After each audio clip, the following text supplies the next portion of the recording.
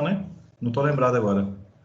Se eu não disponibilizei, vocês me cobram, tá? Aí eu não lembro se eu carreguei ela no YouTube, qualquer coisa eu carrego lá rapidinho depois e passo para vocês o link. Vamos lá, pessoal. Nós estamos falando com a disciplina aqui de análise de demonstrações contábeis, né? Ou financeiras, depende aí quem fala, né? Mas é a mesma coisa, certo? Nós falamos na aula passada, né?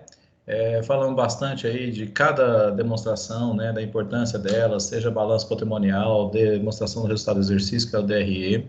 Falamos também de DFC e DVA, né? Demonstração do fluxo de caixa e demonstração do valor adicionado. Nós teorizamos sobre elas, né? Falamos bastante sobre elas, tudo, mostramos as estruturas. Depois o pessoal do quarto período, vou compartilhar com vocês aí o material, né? Vocês vão rever, né? Porque vocês acabam já tendo visto aí esse material, né? Em alguma outra disciplina. Eu até comentei na aula passada que acontece muito com essa disciplina nossa, né? Quem já teve comigo outras disciplinas vão reparar, assim, ter uma vaga lembrança que já viu algum slide, né? Em algum momento, em algum lugar, né? Por quê? Porque é uma disciplina que ela vem a condensar tudo aqui, vários pontos que a gente vê em outras disciplinas, né? Porque, na verdade, quando a gente fala de contabilidade, gente, eu vou falar de estrutura e demonstrações contábeis, né? E nós vamos falar de balanço, DRE, DFC, DVA. Fala das análises e demonstrações contábeis. Vamos falar de balanço, DRE, DFC, DVA. Fala lá em avançada, a gente fala de DFC, DVA, balanço, DRE. Então, balanço e DRE, por exemplo, vocês vão ouvir falar, né, até depois do oitavo período. Ou seja, vocês vão ouvir isso falando aí o resto da vida, tá? Isso não vai mudar em momento algum. Vocês vão estar sempre vendo isso daí, tá bom? Ok? Eu vou passar o material aqui para vocês, né? Nós vamos começar aqui. Não é muito extenso, né? Tá? Eu espero que até umas 10, 10 e meia, 15 para as 11, eu consiga liberar vocês. Tá bom? Ana Maria, professor, já é sexta-feira, pelo amor de Deus. Eu tava esperando alguém falar. Ei, Adriano, mas tá bom. Vou quebrar o galho isso aí. Então, 5 para as 10. Brincadeira, tá? Vocês podem ver que o meu ambiente está diferente aqui hoje. Eu estou em outro lugar hoje, tá? Tô aqui na terra. Deixa eu ver, terra de quem aqui? Quem que é de Porto Franco aí? Tem alguém de Porto Franco aí? Tô aqui no Porto Franco hoje.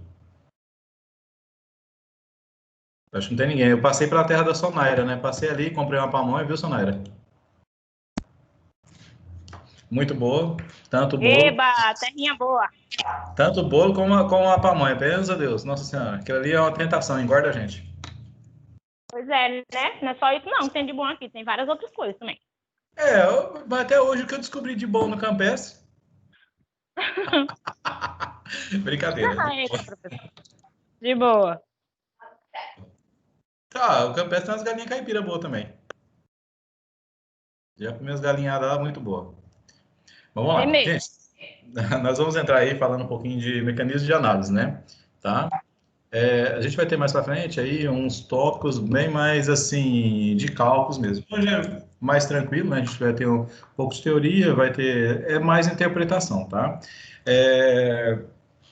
Eu vivo pegando o pé de vocês, assim, né, todas as turmas, né? O pessoal aí do oitavo, né?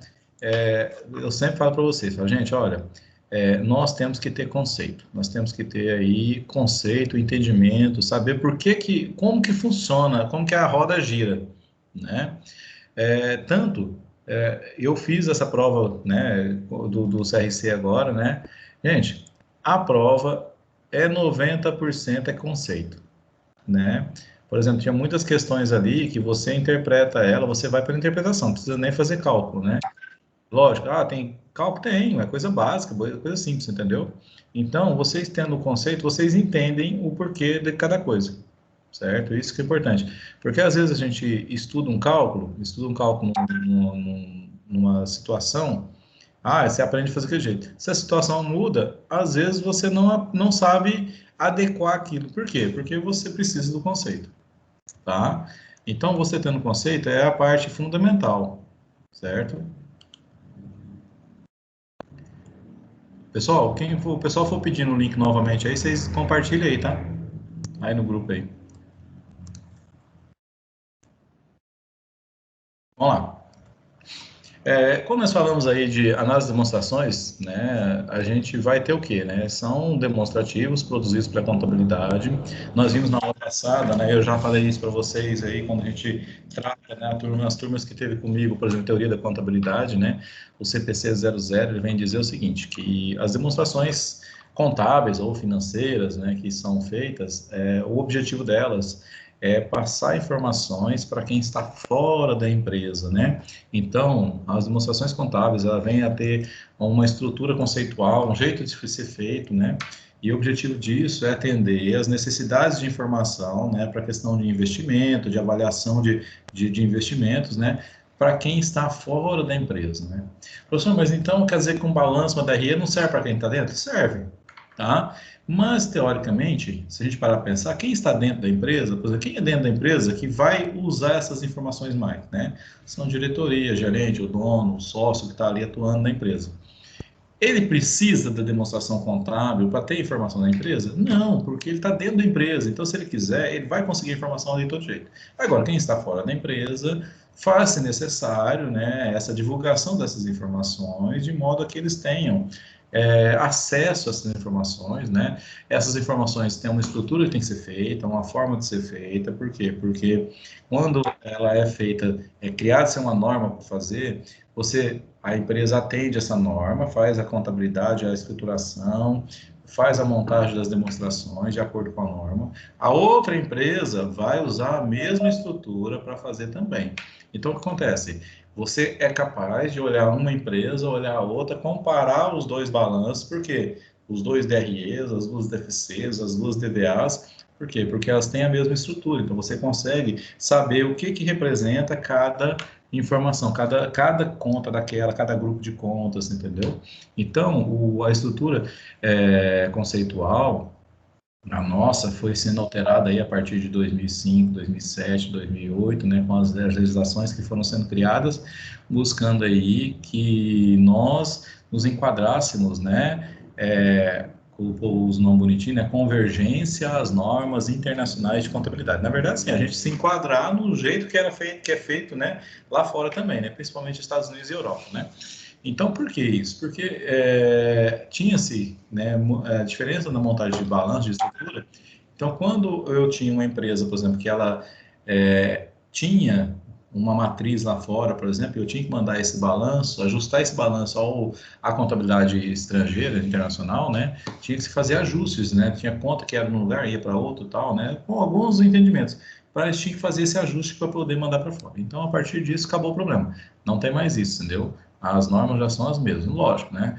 Nós ainda temos algumas particularidades, né? Principalmente quando a gente fala de tributos, né? Questão de tributos a recuperar, essas coisas, né? Que lá fora não tem muito disso, entendeu? Porque a nossa carga tributária é de uma forma aí que às vezes né? A nossa legislação é muito complexa, né? Mas isso aí, quando diz a contabilidade, não vai mudar isso, porque isso aí é parte tributária do governo, né? O governo não vai no presente momento, né, tem-se uma previsão aí de mudança fazer uma reforma tributária, né, mas isso ainda, vamos ver o que vai acontecer, porque é aquele negócio, né, pode fazer uma mudança para melhor para todos, mas ninguém, às vezes, quer abrir mão de nada no primeiro momento, né, que fica com medo de perder, tá? Certo? A última mudança que a gente teve foi na Constituição de 88. Certo? Onde, por exemplo, assim, né, vocês têm uma noção, a Constituição de 88 fez a divisão, né, bonitinha, né, quais são os tributos que podem ser implementados pelo governo federal, quais são os tributos que podem ser implementados pelos governos estaduais e o Distrito Federal, e quais são os tributos que podem ser implementados pelos governos municipais, tá? Aí, quando fez esse tributo, eles pensaram o seguinte, olha, o tributo que vai gerar mais renda, mais dinheiro, nós vamos deixar para as prefeituras. Qual que é esse tributo? ISS, tá? Então, foi pensado, olha, quanto temos lá, para pensar, isso não é hoje esse pensamento é de 32 anos atrás, né, 33 praticamente aí, lá de 87 para 88, quando foi feito pensada e foi promulgada a Constituição Federal que está em vigor até hoje. O que mais se tem no Brasil, né, a gente vê aí, vocês começam a fazer o comparativo dos nichos de mercado, né, coisa, a gente tem indústria, tem comércio e tem prestação de serviço. Prestação de serviço hoje, ela é muito maior, né, do que qualquer outro nicho de mercado, tá? Ah, professor, mas não tem prestação de serviço grande? Tem, mas assim, é muita gente prestando serviço. Para pensar, vocês têm, por exemplo, assim, mecânico, pedreiro, cabeleireiro e por aí vai, sabe? Chaveiro, esse monte de serviço. Eles pensaram o seguinte, olha, vamos deixar para as prefeituras, né, que é mais fácil para controlar isso, e isso é uma fonte de renda muito grande. Qual que é o problema? Né? As prefeituras eram para ter muito disso. O problema é que as prefeituras não conseguem, né, ou, né, não querem fiscalizar isso, tá? Aqui no Brasil, em outros países, isso funciona, né? O cara tem um salão de cabeleireiro lá, nos Estados Unidos, por exemplo, cada cliente que sai dali, ele tem que pagar o imposto dele sobre aquele serviço prestado. Aqui no Brasil, e aí? Quem paga aí imposto sobre corte de cabelo, sobre maquiagem, essas coisas? Ninguém, né? Você entendeu? Mas a ideia é que as prefeituras implementassem essa cobrança, entendeu? E cada um pagando, ela teria a maior fonte de renda que se imagina, tá? Mesmo que fosse aí, ó, porque o ISS, ele é de 2 a 5%, tá? Você vai pagar lá, por exemplo, R$ 20 para cortar o cabelo, né? Vamos pensar que fosse 2%. 2% é 40 centavos. O que é 40 centavos? Não é nada, entendeu? Só que qual é o problema, né? A prefeitura não consegue cobrar ou não quer cobrar, né? Não vai atrás e não conseguiu implementar uma forma de fazer isso valer, né? E ela acaba perdendo. E se cobrar, o povo vai achar ruim, fala assim que a prefeitura já rouba demais, está roubando mais ainda, né? Então não tem nenhum prefeito aí, nenhum lugar do Brasil que bota a mão no vespeiro, tá? Aí eles acabam cobrando sim. De quem? Das grandes empresas, né? Das grandes empresas que essas, assim, elas têm muito a perder se não conseguiu, de repente, um sertão negativo da prefeitura, alguma coisa assim, tá? Certo? Então, mas são poucos. Certo? Então, vamos lá.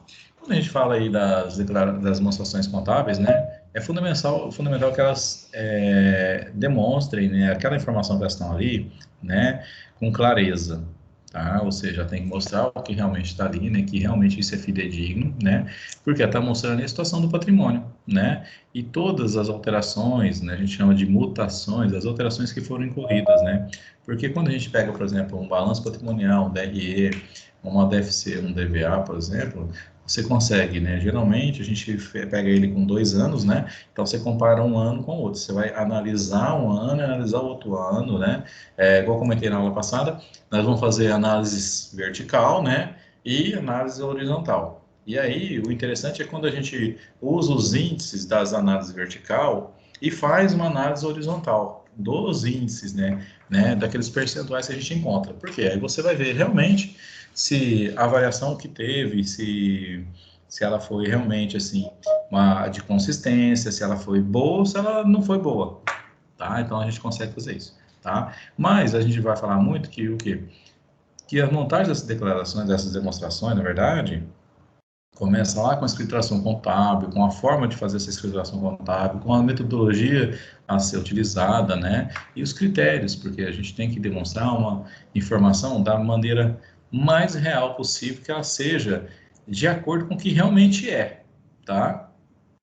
Tá? E eu vou dar alguns exemplos para vocês durante o correr da aula de hoje, para vocês verem que às vezes o que a demonstração, o que eu estou colocando na norma, na demonstração, às vezes eu uso o que a lei está mostrando, só que isso não reflete a realidade da nossa empresa, do nosso patrimônio, tá? Nem sempre, né, é o que a gente fala da primazia da essência sobre a forma. Nem sempre a forma, ou seja, a lei, eu seguir a lei, demonstra o que realmente é, na verdade, entendeu? Aquela coisa verdadeira. Tá? Então tem esse detalhe só, tá bom? Vamos lá. Aspectos fundamentais que nós temos que ver nos demonstrativos são, né? A qualidade e a quantidade das informações disponíveis, né? Quantidade de informações disponíveis é importante, pois quem está fora da empresa só pode conhecer determinados aspectos da organização se as informações forem divulgadas, tá? Quando a gente fala em qualidade, qualitativo e quantitativo, como a gente falou na aula passada, né? Por exemplo, a gente pega um balanço patrimonial, eu tenho qualitativo. O que é o qualitativo? Quais contas eu tenho saldo, né? Eu tenho banco, eu tenho caixa, eu tenho estoque, por aí vai, né? Imobilizado, veículos, marcas e patentes, fornecedores, e por aí vai. Aquelas várias contas. Isso é qualidade. A quantidade é quanto eu tenho em cada conta dessa, né? Sei lá, meu caixa tem 1.000, meu estoque tem 5.000, meus veículos têm 20.000, tá? Então eu tenho qualidade, a qualitativamente, né? O tipo de imobilizado que eu tenho, o tipo de patrimônio que eu tenho e o valor desse patrimônio. Porque tudo que a gente fala em contabilidade, ele só é mensurável na contabilidade se eu tiver como dar um valor para ele, né? Certo? Por exemplo, a gente tem, quando a gente começa a falar em contabilidade básica, né, a gente trabalha muito com atos administrativos, né, e fatos administrativos. Atos administrativos, olha, manda embora o fulano. Beleza, mandou embora, é uma coisa. A demissão, né, vai gerar um fato que tem valor, mas o ato de mandar embora não. Eu mudar alguém de setor, né? Vamos pegar lá, de repente tem um funcionário que está trabalhando, sei lá, no faturamento, vamos passar ele para a contabilidade, tá? É um ato administrativo. Esse ato gerou algum custo para a empresa? Não, não gerou nada, tá? Vamos lá, emitir um procedimento, novo procedimento de venda. Olha, agora as vendas têm que ser feitas no formulário tal. É um ato administrativo, tá? O jeito de fazer a venda não interfere na contabilização, porque não tem valor, mas a venda em si tem valor, tá? Então, ato administrativo é qualquer situação que seja vinculada à administração da empresa, né? Várias coisas. Aí tem aqueles que vão gerar algum valor, né? Se tem valor, é fato. Se é fato, vai ser contabilizado, tá bom?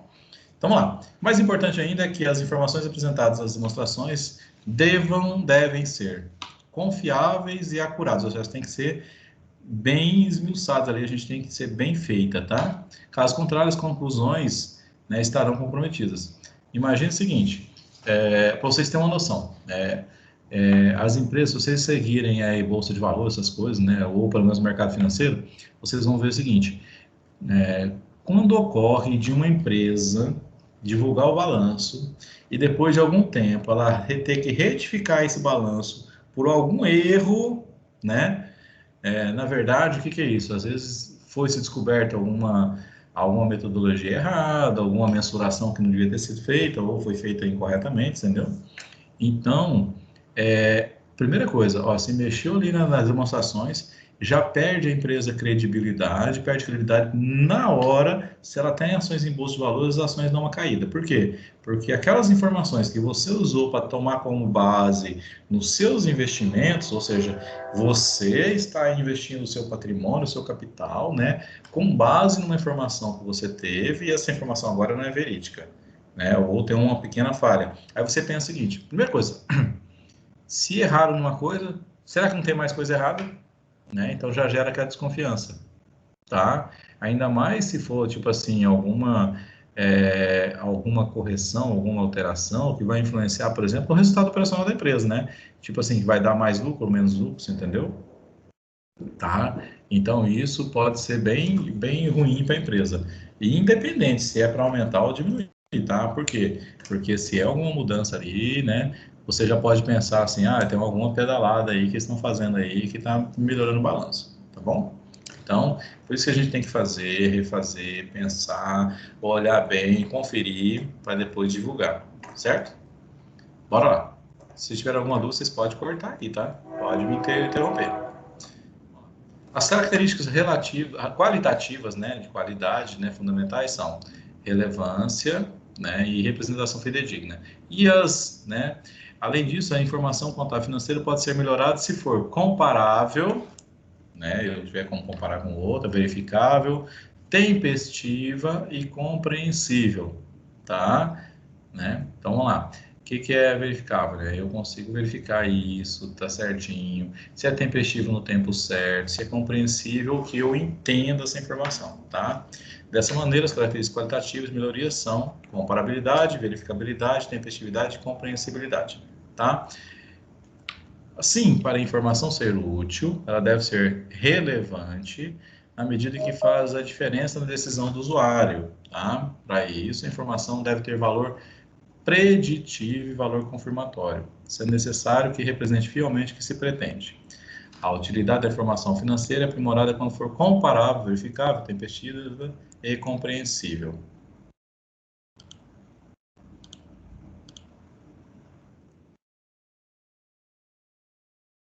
Tá? Vamos lá. Nós temos aqui uma tabelinha aqui, né? Deixa eu receber mais um aqui. Já chegou, já entrou e saiu. Mais ou menos assim, ó, um gráficozinho, né, de coisa. A gente tem características qualitativas, que são fundamentais ou de melhoria, né? E dentro das fundamentais temos a relevância, né? Que aí tem o valor preditivo, valor confirmatório, e representação de fidedigna, temos ela completa, neutra e livre do erro ambiental. E de melhorias, comparabilidade, verificabilidade, tempestividade, compreensibilidade. Vamos lá. Vamos ver esses pontos aí. O primeiro ponto é valor preditivo, tá? O que nós entendemos como valor preditivo? Eu acho que eu até comentei na aula passada com vocês, né? Com relação à manutenção, né? Nós temos manutenção corretiva, manutenção preventiva e temos uma manutenção preditiva, tá? Para ser bem sucintos, né? O que é uma manutenção corretiva? Deu um problema, né? Eu vou lá e vou resolver esse problema. Estou corrigindo ele. A preventiva é aquela assim, né? Olha, eu sei que eu tenho que trocar o óleo da moto, por exemplo, a cada 2.000 quilômetros, tá? Ele não vai durar mais que isso. Então, a cada 2.000, eu sei que eu tenho que trocar por já experiência que a fábrica do óleo já fez, tudo, ele só dura 2.000. Tem um óleo que dura 5.000, tem não sei o que e tal. Mas eu tenho que trocar por quê? Se eu não trocar, vai me gerar problema. Se gerar problema, eu tenho que fazer uma manutenção corretiva, tá? A manutenção preditiva, né, é aquela que eu vou tomar decisões, né, com base no acompanhamento que eu vou fazer, né? Por exemplo, uma manutenção preditiva que a gente faz, que todo mundo faz, é, por exemplo, acompanhar o marcador de combustível, tá? O marcador de combustível, ele me diz quanto tem de combustível no tanque. Então, ele me diz, né, que quando, né, ele me dá a informação que eu vou ter fazendo análise dessa informação e vou ver quando que eu vou ter que abastecer, tá? E aí, esse marcador de combustível, ele pode variar, não pode? Em que sentido? Por exemplo, se eu pego um carro, se eu ando a 90 por hora, né, eu começo a acompanhar e posso ver que o consumo de combustível é menor. Se eu ando a 120 por hora, eu vou notar que o consumo de combustível é maior. Se eu andar a 150 por hora, eu vou ver que o consumo de combustível é ainda maior. Então, essa é uma informação que eu tenho, né, que vai me levar a tomar decisão. Que decisão que eu vou tomar? Vamos lá. Só com base, se a gente olhar com base só no marcador de combustível, eu posso ver, peraí, eu tenho que abastecer quando, né?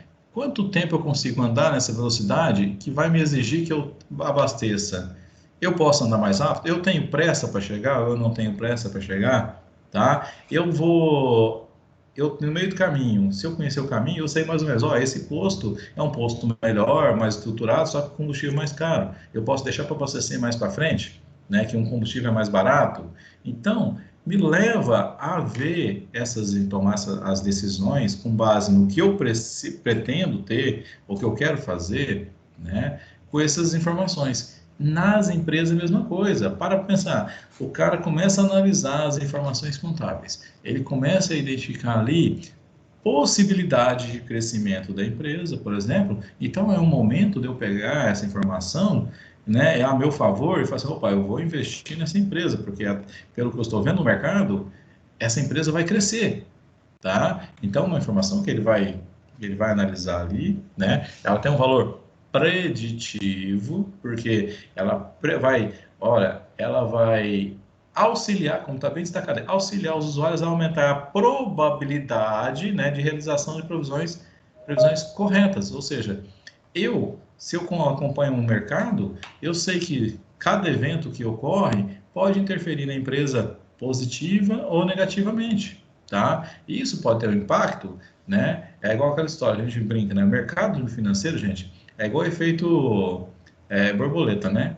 A borboleta bate as asas lá no Oceano Pacífico, né? E cria um tufão aqui no Brasil, você entendeu? Então, são fatos que ocorrem em outros lugares, mas que no fundo, como a globalização está tão arraigada, está tudo tão interligado, né? Eu tenho que acompanhar e ver essas informações. Aquilo que eu tenho em mãos aqui, essas informações, eu começo a ver a empresa, eu não posso analisar a empresa como um sistema fechado, porque essas empresas, ela está interligada com outras empresas, com outras situações que ocorrem até fora do nosso país, né? Então, por exemplo, vamos pensar uma BRF, né, que é a Brasil Foods aí, que vende alimentos aí, tem vários frigoríficos, né, se não me engano, a Sadia, Perdigão, tudo faz parte, né? Então, por exemplo, é uma empresa que o resultado dela está atrelado a N fatores, né? Por exemplo, houve uma gripe suína lá na China, que a China foi obrigada a sacrificar 50 mil porcos. Poxa, pode comprar a ação da BR Food que vai subir. Professor, mas o que tem a ver matar porco na China porque a China vai ter que comprar alimento em algum lugar, tá? Se vai comprar em algum lugar, o Brasil, a BR Foods, é um dos players do mercado aí. Por exemplo, deu a quebra na safra de milho lá nos Estados Unidos, tá? Teoricamente, o que vai acontecer? As ações da BR Food vai cair. Professor, mas o que tem a ver, por exemplo, né? A safra de milho nos Estados Unidos com a BR Food aqui? Simples. Por quê? Porque se a safra de milho nos Estados Unidos dá uma quebra, vai ter uma maior procura pelo milho brasileiro, né? E então, como os produtores vai ter mais gente interessada em comprar esse milho dele, o preço vai aumentar, porque acaba aumentando nas bolsas de commodities de Chicago, de outras aí né, que tem, aumenta. Então, se o preço do milho aumenta, para a BR Foods vai aumentar o custo, porque ela compra esse milho também como para fazer ração. Então, está interligado, você entendeu? Então, a gente tem que olhar, quando você olha o balanço de uma empresa, por exemplo, você olha 1, 2, 3, 4 anos, você está acompanhando essa empresa já, você percebe as possibilidades que essa empresa tem, o crescimento que ela teve, se ela aumentou ativo, se ela aumentou o seu endividamento. Então, tudo isso a gente analisa, entendeu? E o valor preditivo dessas informações é esse. O valor preditivo de uma informação é ela me possibilitar, né, o melhor entendimento do que está acontecendo para poder fazer ou tomar decisão que sejam mais assertivas no futuro. Tá? Ok? Beleza. Qualquer dúvida?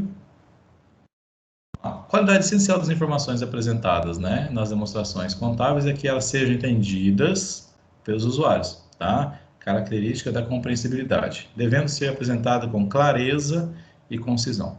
Aí vocês me perguntam assim, professor, mas e quando a pessoa não entende nada de contabilidade? E eu vou fazer uma demonstração para ela entender? Não, tá? Vamos lá. Às vezes a gente pega uma pessoa que é leiga, que não conhece nada de contabilidade, ela não vai entender. Mas você mostra uma informação clara para que, de acordo com a estrutura conceitual, com a norma, né? Agora, se aquela pessoa quer entender, ou ela vai estudar, ou ela vai buscar alguém que explique para ela o que está acontecendo ali, tá? Mas você não pode, o que a norma diz é que ela tem que ser compreensível, assim, ó, a pessoa vai entender, aquilo ali não vai ser tipo assim, não vai estar escrito em hieróglifo, né? Ele vai conseguir, se ele tiver um pouquinho de conhecimento, conseguir entender o que significa aquilo ali, tá? Lógico, né? Eu não vou dar uma aula de contabilidade para ele, tá? Certo? Mas a informação tem que ser clara. Tanto, né, que a gente fala que, por exemplo, muitas informações, o balanço da RE não se explicam sozinhos. Então, as empresas, principalmente aquelas que os usuários têm muito interesse nas informações, que são as empresas de capital aberto, que estão com o capital em bolsa de valores, elas são obrigadas a fazer as notas explicativas, tá? As notas explicativas, muitas vezes, dizem mais da empresa do que o próprio balanço. Por quê? Elas explicam ali, muitas vezes, aquele investimento que foi feito. Por que aumentou o imobilizado, né? Por que você aumentou o estoque? Por que você aumentou o fornecedor demais? Então, ela explica isso. Coisas que às vezes, tipo assim, a gente deduz, mas a gente não tem certeza, né? Então, os nossos aplicativos vêm a mostrar isso, tá bom? Então, vamos lá. Marion sugere, né, um roteiro para avaliar a qualidade e a credibilidade das demonstrações, né, que vão ser analisadas, né? Ele cita, por exemplo, como que as demonstrações ideais, né, as ideias sejam aquelas que são publicadas em jornais de acordo com requisitos legais. Essa publicação em jornal, o Bolsonaro derrubou, tá? Não tem mais publicação em jornal. Não é obrigado. Antes elas eram obrigadas. Não sendo obrigado, o que que o Bolsonaro pensou hoje? Olha, todo mundo hoje tem acesso às informações por meio da internet. O que que as empresas têm que fazer? Tem que divulgar as informações, tá? Então elas vão lá no site delas, toda empresa dessa SA tem site, né? Lá no site da empresa tem lá demonstrações contábeis. E lá dentro você vai entrar ali e vai ver toda essa informação, né? Ela é obrigada a ter ali, né? Ela é obrigada a mandar para a CVM, por exemplo, essas demonstrações, né? E aí cria-se os links, mande tudo aí, e essa informação vai ficar disponível para quem? Para todo mundo. Você não tem mais que comprar um jornal, ir lá na página e ficar lendo o jornal e entendendo o que está acontecendo ali, tá? Hoje você entra no site e você consegue ali, às vezes, baixar essas informações, acompanhar elas, né? Tem sites, por exemplo, de empresas que mostram até os índices, né? Se você quiser acompanhar pelos índices, tá? Liquidez, endividamento e por aí vai. Ele facilita a sua tomada de decisão, tá? Assinados pelo contador, tem que ter um contador que é responsável por isso, tá? Com o devido relatório de diretoria, né? Com notas explicativas, além do próprio parecer do auditor que fez a auditoria independente nesse balanço.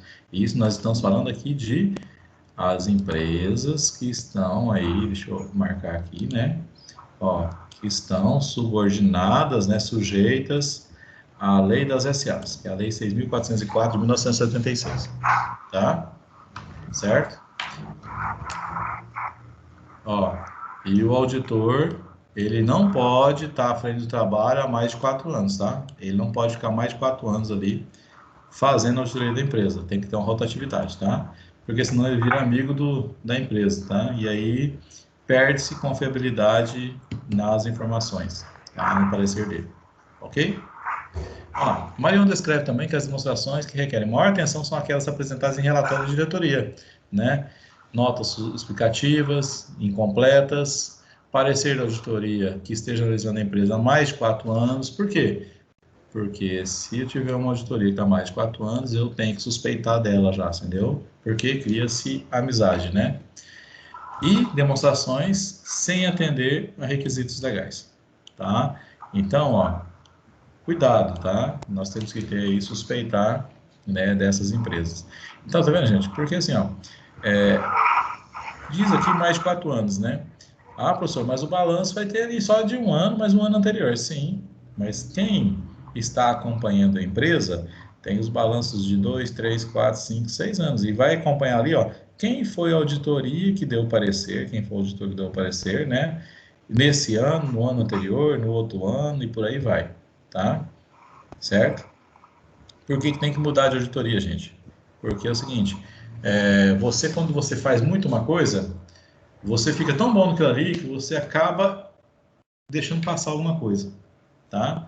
Você fica autoconfiante. Não quer dizer que o cara vá fazer alguma coisa errada, mas ele está mais suscetível, né? E cria-se, quando você obriga esse rodízio, essa rotatividade, né, de auditoria, você cria uma maior confiabilidade na informação, porque é outra pessoa que chegou. Então, tecnicamente, o cara que vai fazer a auditoria, ele acaba conferindo o que o outro fez para trás, tá bom? Certo? Então, tem essas vantagens também. Vamos lá. É também motivo de atenção as demonstrações contábeis não publicadas, né?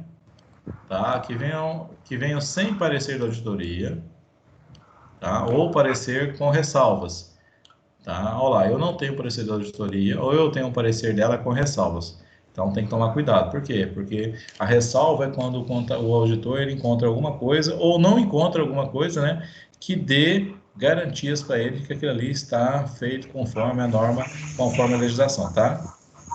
Ou que não atendam boa parte, né? Aqui não é arte, é parte dos requisitos legais, tá? sabe que tais fatos podem vir a ocorrer nas demonstrações contábeis das organizações. Geralmente, vamos lá, as empresas com ações em bolsa de valores, dificilmente isso acontece. Pode acontecer? Pode, lógico que pode. Por quê? Porque elas podem ser punidas com isso, né? As empresas que têm capital aberto, elas podem ser punidas aí, principalmente aquelas que têm ações publicadas, por exemplo, na Bolsa de Nova York, ou na Nasdaq, né, que é a bolsa de tecnologia, né? Por quê? Porque a coisa lá pega feio, entendeu? Se você, por exemplo, a Petrobras ia ter que pagar uma multa enorme aí porque ela não conseguiu publicar um balanço, né, no prazo previsto lá, porque na época os auditores, né, a auditoria independente que foi contratada, ela não tinha, né, garantias para emitir um parecer que fosse favorável. Por quê? Porque era tanta corrupção na época que eles falaram assim, a gente não confia em nenhuma informação que tem aqui. Tá? As informações não são confiáveis. Eu não tenho como dizer que isso aqui é o que é. Tá? Ou, por exemplo, é o que demonstra, né? Tá? É o que é, a gente só não sabe o que é. Porque demonstra uma coisa, eu não sei se isso é o que realmente é. Tá? Vamos lá. Para análise das demonstrações contábeis, preciso conferir a coerência de algumas informações de alguns valores, né? E, por vezes, faz necessário alguns ajustes, né? Mas aí você pode se perguntar, né? Qual a necessidade de ajuste, né? Ajuste é simplesmente algumas situações que a gente encontra em que eu tenho que adequar aquela informação, aquele valor, né, ao que realmente é, tá? Não é o que ele está demonstrando, mas ele precisa de algum ajuste de repente por causa disso, tá? Imagine necessitar analisar o equilíbrio dos fluxos monetários de uma empresa, os componentes de curto e longo prazo e natureza das transações, né? E a natureza das transações podem afetar essa análise, tá? Vamos lá. Tem situações que o que é curto prazo? É aquilo que a gente tem para receber, né, em até 12 meses, ou até o encerramento do balanço, né? E o que a gente de longo prazo é aquilo que a gente vai receber depois do exercício seguinte, certo? Então, teoricamente, a gente trabalha assim, curto prazo é 12 meses, longo prazo é mais de 12 meses. Na prática, não é bem isso, né? Mas que a gente usa isso como base, porque quando a gente fala em curto e longo prazo, a gente está estático no dia 31 de dezembro de um ano, né? Então, curto prazo é tudo que acontece no ano seguinte, né? E longo prazo, tudo que acontece depois do ano seguinte, certo? Vamos lá. Tem situações que nós entendemos assim, não vou até citar aqui, por exemplo, um empréstimo que a empresa fez, né, para um diretor da empresa, para um sócio da empresa, tá? Mas ele vai pagar daqui a 2 meses. Então eu lanço no curto prazo. Não, tá? Nós vamos ver que tudo aquilo que é relativo a empresas que são coligadas, né, ou interligadas, ou a diretoria, você entendeu? Tudo isso a gente sempre vai trabalhar com longo prazo, mesmo que eu receba com 2 meses, não tem problema. Mas é uma situação que a gente sempre vai trabalhar com longo prazo, tá? Por quê? Porque pela experiência, né, que os estudiosos têm, né, muitas vezes esse valor não é pago no curto prazo, tá? E aí você vai brigar com seu sócio porque ele não pagou o dinheiro que ele pegou, tá? Então, às vezes você vai lá e também faz o seguinte, deixa eu também pegar, tá? E aí fica tudo longo prazo mesmo, tá? Então, o balanço patrimonial é elementos de curto e longo prazo, né? Seus itens de curto prazo que se acham ligados às atividades operacionais, que é a produção e vendas, né? Daqueles que estão alheios ou indiretamente atrelados a essas atividades. E isso, de certa forma, é o primeiro passo para a utilização do balanço no modelo dinâmico, tá? Então, quando a gente olha um balanço, tudo que a gente vê ali no curto prazo, né? A gente chama de circulante, né? É o ativo circulante e o ativo não circulante, tá? O circulante é tudo aquilo que envolve a operação da empresa, tudo questão de compras, de venda e capital de giro, tá? Então, por exemplo, o que eu compro? Vai para onde? Vai para o estoque. O que eu vendo, né? Quando eu vendo parte desse estoque, ou ele vira recurso ali no banco, no disponível, no banco, caixa, né? Ou ele vira duplicata a receber, tá? Quando eu compro, eu também gero também, por exemplo, tributos a recuperar, você entendeu? Esses tributos a recuperar vão me ajudar aí no fluxo de caixa, né? No financeiro, porque na hora que eu fazer venda, eu tenho menos para pagar, certo? Então, tudo isso está interligado. Então, a gente fala que, geralmente, o curto prazo é tudo aquilo que envolve ali, né, principalmente no ativo, aquilo que envolve a parte operacional da empresa, tá? Lá no passivo, o curto prazo também, a gente chama de circulante, tá? É o passivo circulante. Eu, geralmente, ali no passivo, né, diferentemente do ativo, que eu tenho toda a parte operacional, né, no ativo, no passivo, perdão, eu posso ter algo que é da estrutura da empresa. Por exemplo, eu posso comprar um imobilizado, né, sei lá, uma máquina, um equipamento, um veículo, que eu vou pagar isso aí no longo prazo, né, mas, como diz, todo longo prazo tem uma parte curto prazo, certo? Você tem uma parte curto prazo, eu vou colocar no passivo circulante, tá? Mas, então, assim, quando a gente olha para o ativo ele é mais específico, né? Ele é exatamente aquilo que está ali é voltado, né, para a atividade operacional da empresa, tá? Vamos lá, produção ou vendas, né, e daqueles que estão alheios ou diretamente atrelados a essas atividades. Isso é, de certa forma, é o primeiro passo para a utilização do balanço no modelo dinâmico.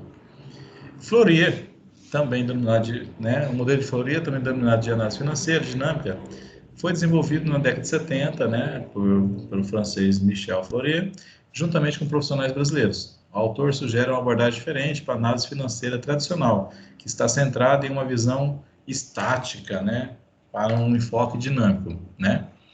Os ajustes necessários respondem, por exemplo, a possíveis questionamentos acerca dos ativos a serem realizáveis, de fato, ou dos passivos estarem devidamente mencionados, e apresentadas livres situações que possam interferir na valoração do patrimônio, bem como na geração dos resultados. Tá? Vamos lá. O que são esses ajustes que nós podemos fazer, né? O conceito de balanço dinâmico trata de situações ou fatos que nem sempre refletem o que aparenta ser na sua forma legal, né? Que a gente chama que é a primazia da essência sobre a forma, tá? Uma coisa é o que parece, tá? É a forma. A outra o que realmente é, que é a essência, tá? A essência das ações ou outros eventos nem sempre é consistente com o que aparenta ser, com base na sua forma legal, né? Que foi, tecnicamente, eles usam o termo artificialmente produzida, tá? Talvez a mais importante de todas as características contábeis seja valorizar a essência de cada operação ao invés do que está descrito em um documento, nota fiscal ou contrato. Característica está prevista na Norma Brasileira de Contabilidade Técnica 1, né? A estrutura conceitual para elaboração e apresentação. A gente vou dar uma ideia para vocês aqui de primazia da essência sobre a forma. Uma coisa bem simples, né? Em que, no caso, nós vivenciamos isso numa prática nossa. Uma empresa, né? Fazia, né? Depreciação, né? De imobilizado. Né? Que imobilizado? Prédios. Tá? Aí tinha lá um registro, sei lá, de um valor X lá, vamos colocar aí, 50 mil, né, no prédio, o valor do prédio. E eu estava sendo feitas as depreciações, né, mensalmente ali, né, e anualmente também, certo? O que ocorre? Né? A depreciação, ela é uma despesa, né, é uma despesa não financeira. Essa despesa vai incorrer lá em redução do resultado, né? Por que ela é uma despesa não financeira? Porque é uma despesa que você não paga, né? Por exemplo, se você compra um lanche, né? Você se alimentou, é uma refeição, você teve uma despesa e ela teve um impacto financeiro, que você pagou por esse lanche. Se você não pagou, você está devendo, tá? Vai ter que pagar. Agora, a depreciação não. Por exemplo, você comprou uma moto, né? Ela valia 10 mil, depois de 2, 3 anos ela passa a valer 7 mil, 6 mil, alguma coisa assim. Ela foi depreciada, né? Então ela perdeu o valor. Você não teve desembolso financeiro, você não pagou isso, mas ela vai ter, né? Como diz assim, quando a gente fala em ativo, é tudo aquilo que vai gerar benefício no futuro, né? E eu tenho um valor que eu vou ter que considerar, que é o valor desse bem. Só que essa moto, eu sei que ela não vale mais 10 mil, então eu tenho que evidenciar, né? Eu tenho que demonstrar lá no meu balanço o real valor dessa moto, ou seja, na essência, qual que é o valor dessa moto? A questão é que a forma me diz o seguinte, que é a norma. Ó, a norma legal, a forma legal é a norma. Diz que eu posso depreciar essa moto 20% ao ano, né? Aí eu pego e digo o seguinte, você comprou uma moto aí em 2015, nós estamos em 2020, passou-se 5 anos, você pagou 10 mil nessa moto, né? Vamos colocar que você colocou, vamos pensar que você colocou ela na empresa. Se você pagou 10 mil nessa moto, você fez depreciação dela de 20% ao ano. Então, teoricamente, ela perdeu 2 mil reais todo ano, né, de depreciação. Então, depreciou em 2016, 2017, 2000 e por aí vai. Tá? Chegou hoje, 5 anos, você já tem 5 anos completinhos, fechadinho, fez aniversário de 5º ano, você cantou um bolinho aí, comprou um bolinho, cantou parabéns para a moto, né, que ela está aturando até hoje. Essa moto, contabilmente, vale zero, tá? Porque você fez a depreciação de acordo com a norma. Só que na essência, na prática, essa moto não vale zero. Ela tem valor, tá? Então, se você depreciou ela 20% ao ano, depreciou 100% que você poderia depreciar, você foi lá, jogou estupa despesa, diminuiu o seu resultado, beleza, pagou menos imposto de renda, pagou menos contribuição social, ótimo. Só que o seu balanço reflete o real patrimônio que você tem? Não, porque você está demonstrando uma moto, um bem, valor zero, que na verdade vale alguma coisa. E muito pelo contrário, esse valor ainda, provavelmente, ela vai valer aí em torno de 40% até 50% do valor original dela, né? Se estiver bem conservado, lógico, né? Tá? Então, só para vocês terem uma noção, só pegando o link, né, do que eu comecei a dizer para vocês, eu tínhamos uma empresa que tinha lá um imóvel, a empresa fazia depreciação, né? Aí essa depreciação impacta no resultado, dava resultado baixo. Aí eles queriam comparar com outra empresa do meu setor, o que acontecia? Eles tinham, né, um resultado ruim em relação a outra empresa. Eu falei assim, primeira coisa, a gente está tendo muita depreciação aí. E, principalmente, o seu imóvel vale o mesmo tanto que está lançado? Não. O imóvel valorizou. Ou seja, eu estava depreciando, tirando o valor, porque a forma me permitia fazer isso. No entanto, eu estava tirando o valor, né, mostrando uma depreciação de algo que, na verdade, ganhou valor. Tá? Olha só a inconsistência, né? Eu tiro o valor de algo que ganhou. Quer dizer, eu estou mostrando o meu patrimônio ainda de uma forma muito mais divergente do que realmente é, tá? Eu deveria, de repente, até ter uma avaliação de um especialista na área e, de repente, fazer uma reavaliação aí desse imóvel para atualizar esse valor lá dentro, você entendeu? Tá? No meu balanço. Ninguém faz, tá? Mas seria o ideal de fazer isso. Por quê? Porque aí vai demonstrar realmente quanto eu tenho desse valor desse imóvel. Tanto que, tipo assim, vocês param para pensar, você tem um imóvel, aí você vai dar ele de garantia no banco. O banco vai olhar seu balanço para saber quanto que ele vai no balanço? Vai nada. Até se olhar, vai de repente falar assim, esse imóvel não pode entrar porque você está com ele zero aí, entendeu? Então ele vai avaliar esse balanço, vai ter alguém para avaliar esse imóvel, né? Para ver quanto que realmente vale, para poder dar ele como garantia. Tá? Então, uma situação bem interessante é essa. Quando a gente vai fazer depreciação, toma cuidado. Tá? A gente fala muito em algumas disciplinas onde a gente vai fazer depreciação, que a gente tem o que lá no final? Valor residual. O que é o valor residual? É o valor que esse bem vai valer no final. E como que eu descubro isso? Eu olho mais ou menos no mercado. Olha, eu tenho uma moto hoje. Hoje, uma moto de 5 anos atrás. Quanto que ela vale hoje? Ela vale 40% do valor. Beleza. Então, eu não vou depreciar 100%. Eu vou depreciar 60%. Então, eu vou pegar 60% do valor, eu vou tirar a depreciação. A hora que acabar, acabou, parou, deixa, que a moto vai valer alguma coisa. Professor, isso é a moto só a bagaceira mesmo, né? O cara aí usou, praticamente está quase PT, né? Então, se está PT, quase perda total, beleza. Aí, qual que é a essência dela? A essência dela é valor zero. Então, aí você vai deixar esse valor de acordo com a essência. Não, certo? Mas, porque aí a essência e a norma, ou a forma, são iguais. certo? Então, a gente tem que tomar esse cuidado, tá? Então, dentre outras situações, a gente tem outras situações para fazer esse ajuste também. A gente tem que pensar sempre na essência ao invés da forma, tá? Vamos lá, é o que estão falando aqui, ó.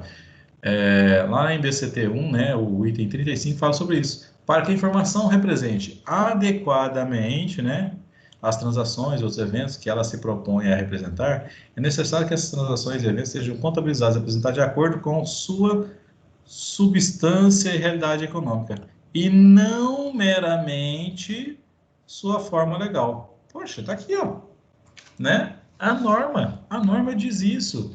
Então, se a norma diz isso, professor, mas eu não sou obrigado a fazer depreciação nunca, né?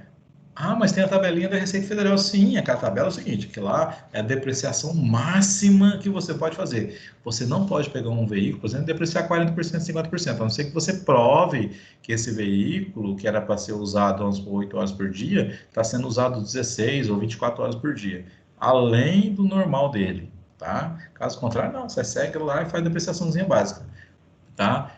Então, a própria norma diz, gente, vamos evidenciar a nossa situação patrimonial pelo que ela realmente é, tá? Empréstimo para sócio, você recebe ele no curto prazo? Pode receber, mas na prática, pelo que se sabe, isso aí pode nunca nem receber, tá? Chega lá na frente, depois fala, não, depois quando for fazer distribuição de lucro, ao invés de me distribuir lucro, abate isso, quer dizer, eu vou fazer só no ano que vem. Tá? E olha lá, se a empresa der lucro. Tá? Então, a essência das transações ou dos eventos nem sempre é consistente com o que aparenta ser com base na sua forma legal. Tá? De novo, ó. Por exemplo, a entidade pode vender um ativo a um terceiro de tal maneira que a documentação indique a transferência legal da propriedade a esse terceiro. Entretanto, poderão existir acordos que assegurem que a entidade continuará a usufruir os futuros benefícios econômicos gerados pelo ativo e o recomprará depois de um certo tempo por um montante que se aproxima do valor original de venda, acrescido de juros de mercado durante esse período. Em tal circunstância, reportar a venda não representaria adequadamente a transação formalizada. Vamos lá.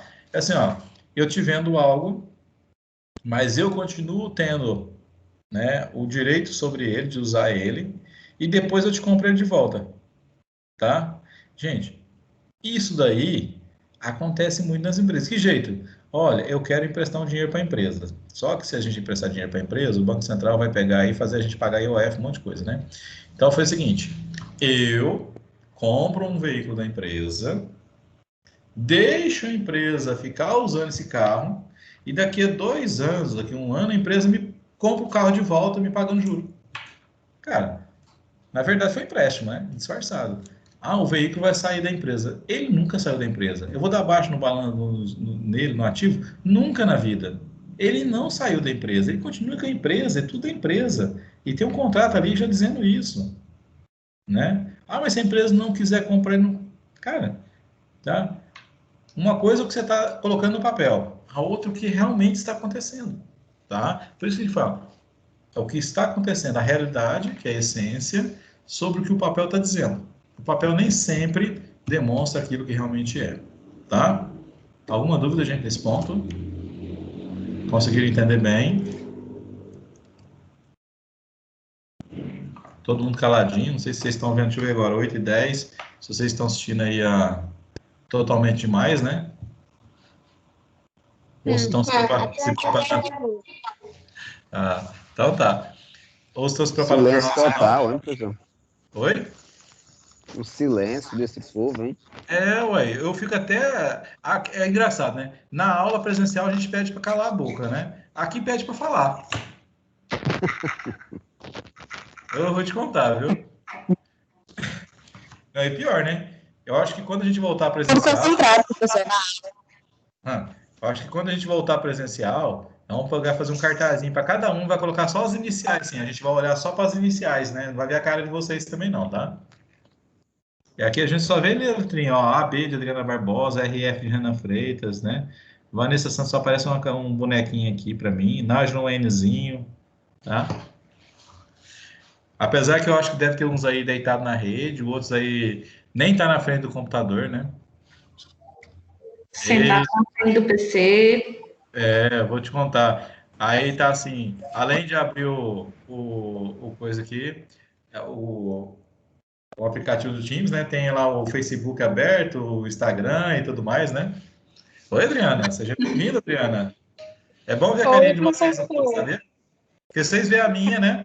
E eu nem sei como é que vocês estão mais, né? Não vejo a cara de ninguém. Estamos de boa, nós aqui, ó. Então vamos marcar Professor, um evento para professor é todo mundo pai, ó. se ver, né? Aí, ó, tô vendo o Adriano também agora, ó. Eu liguei a minha, que Professor eu é também. pai, ó. Eu? Pai, eu sei, isso aí que só fica me vendo. Karine tá aqui, professor, só não vou ligar a câmera. Não, Nádia, não quero te ver, não, Nádia. Cansei de te ver essa semana, pelo amor de Deus. Aí toda Eu hora acho que Adriana, assim, eu fiquei sentindo assim, meu Deus. quem quer ver a Nádia um pouquinho, eu acho que é o Anderson, né? O Anderson tá com Não, saudade. É, professor. Aí, ó, que coisa boa, não é muito melhor? Ver a carinha de vocês. É, Até eu professor, não tomar na rede, não, viu? ainda bem, viu? Até para vocês mesmos. Vocês, A direta do senhor só na rede aí, eu já saquei, viu? eu acho que vocês aí têm muita saudade um do outro aí, né? De ver a carinha de vocês também, né? É, professor, saudade, Natal. saudade da Ronara, da Lígia. Então, eu não canso, ó, eu sou muito feliz, viu, de ver lá que vocês passaram, viu? Ronara, Lígia, quem mais aí? O Darwin. Aí teve a turma do sexto, do oitavo também, do outro oitavo, né? Que acabou, né? O Rodrigo, o Léo, que passaram aí já. Só falta agora o diploma da contabilidade para ir lá e registrar no CRC, né? O senhor pensou que não se- existe livrar da gente, hein, professor? Rapaz, olha, nem toda oração funciona, né? Nossa, Mas de boa. nossa súplica foi atendida. Tá? Eu fico muito feliz de vocês estarem aqui, tá? É muito bom mesmo. Nós choramos muito, ficamos sabendo que ia ficar sem o senhor esse período. É. Nós não aceitamos, não. Que bom, fico feliz que apurrinharam o Candy lá para até conseguir, né? Mas vai ajustar ainda as partes técnicas. A briga foi grande, professor.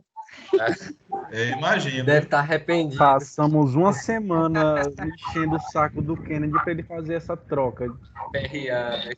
Ele passou uma semana recebendo mensagem, todo mundo da turma. Então, mas tem situações que vocês conseguem, tipo assim, vocês têm que saber argumentar, né? Por quê? Porque, tipo assim, ó, essa é uma situação que vocês conseguem mudar sem gerar custo para a faculdade, você entendeu? Então, tipo assim, não tem, ou é interativa ou ela é presencial, entre aspas, que é remota, né? Não tem custo para a faculdade, porque para vocês não vai ter uma sala maior, não vai ter nada, a gente vai estar aqui disponível, né? O material é o mesmo, então não vai ter um custo para a faculdade nesse ponto. Então, é mais fácil de conseguir, até para ele conseguir isso para vocês, né? Porque ele tem o limite de orçamento dele também, entendeu? Tá bom? É muito bom ter vocês aqui. Vamos continuar aqui para a gente ver se a gente termina até a meia-noite. Professor, calma aí, hein? Eu tô calmo. Ó, mas eu quero que, se vocês tiverem alguma dúvida, vocês barra e para, viu? Não deixa eu passar, não, porque depois, lá na frente, eu vou cobrar vocês, tá? O negócio, essa mãozinha que funciona, aparece aí pro senhor.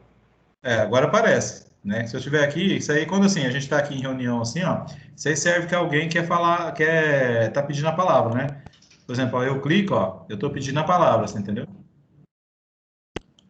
Aí, Entendi. tá? E aí, quando vocês clicam, acontece, o nome de vocês vem aqui para cima na minha lista, lá em cima, tá? Tem um monte de gente aí querendo falar agora. Só estão testando a mãozinha, tô achando bonitinha aí. Primeira vez que eu uso essa mãozinha, sabia nem que tinha isso. Isso aí é quando vocês querem, tipo, a gente tá falando, tá numa reunião, uma coisa, né, que tá todo mundo aqui, aí, tipo assim, alguém quer pedir a palavra, aí a pessoa clica aqui. Em aula é mais difícil, até porque eu nem fico vendo, né, porque não aparece, entendeu? Que eu fico vendo o slide, né, é igual com vocês. Mas em reunião isso é muito utilizado. Alguém quer falar alguma coisa, né, então clica aí quem tá organizando a reunião, ele vê que a pessoa tem que falar, ó, fulano aí quer a palavra, né? Vai lá, o que você quer dizer para nós? E aí vai, assim, né? A pessoa fala. Aí depois ela abaixa a mãozinha, tá? A ideia é essa.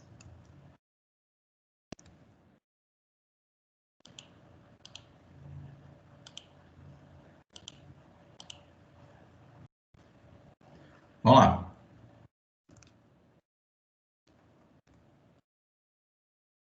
Ó, um exemplo, né? O outro exemplo, na verdade, é que a gente trata duplicados descontados. Vocês vão ver até no exemplo aqui que duplicado descontado aqui, ela está aqui como redutor, né, das duplicatas a receber, né? Mas agora a gente já nem usa mais, tá? Ela é duplicado descontado, é uma garantia que você dá, na verdade, que não é garantia nenhuma, né?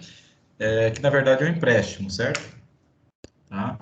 Então, ao solicitar a antecipação de recebíveis junto a um banco, a organização está assumindo esse compromisso. Se as duplicatas não forem quitadas, a quem a instituição financeira vai reclamar, né? Ela vai cobrar da própria empresa, tá? Dessa forma, se duplicados descontados estiverem sendo apresentados como conta redutor do ativo, da conta de clientes, devem ser retirados do ativo circulante e alocados no passivo circulante, né? Uma vez que, na verdade, ela representa o quê? Uma obrigação da empresa, tá? Na verdade, duplicado descontado, ela é uma obrigação da empresa.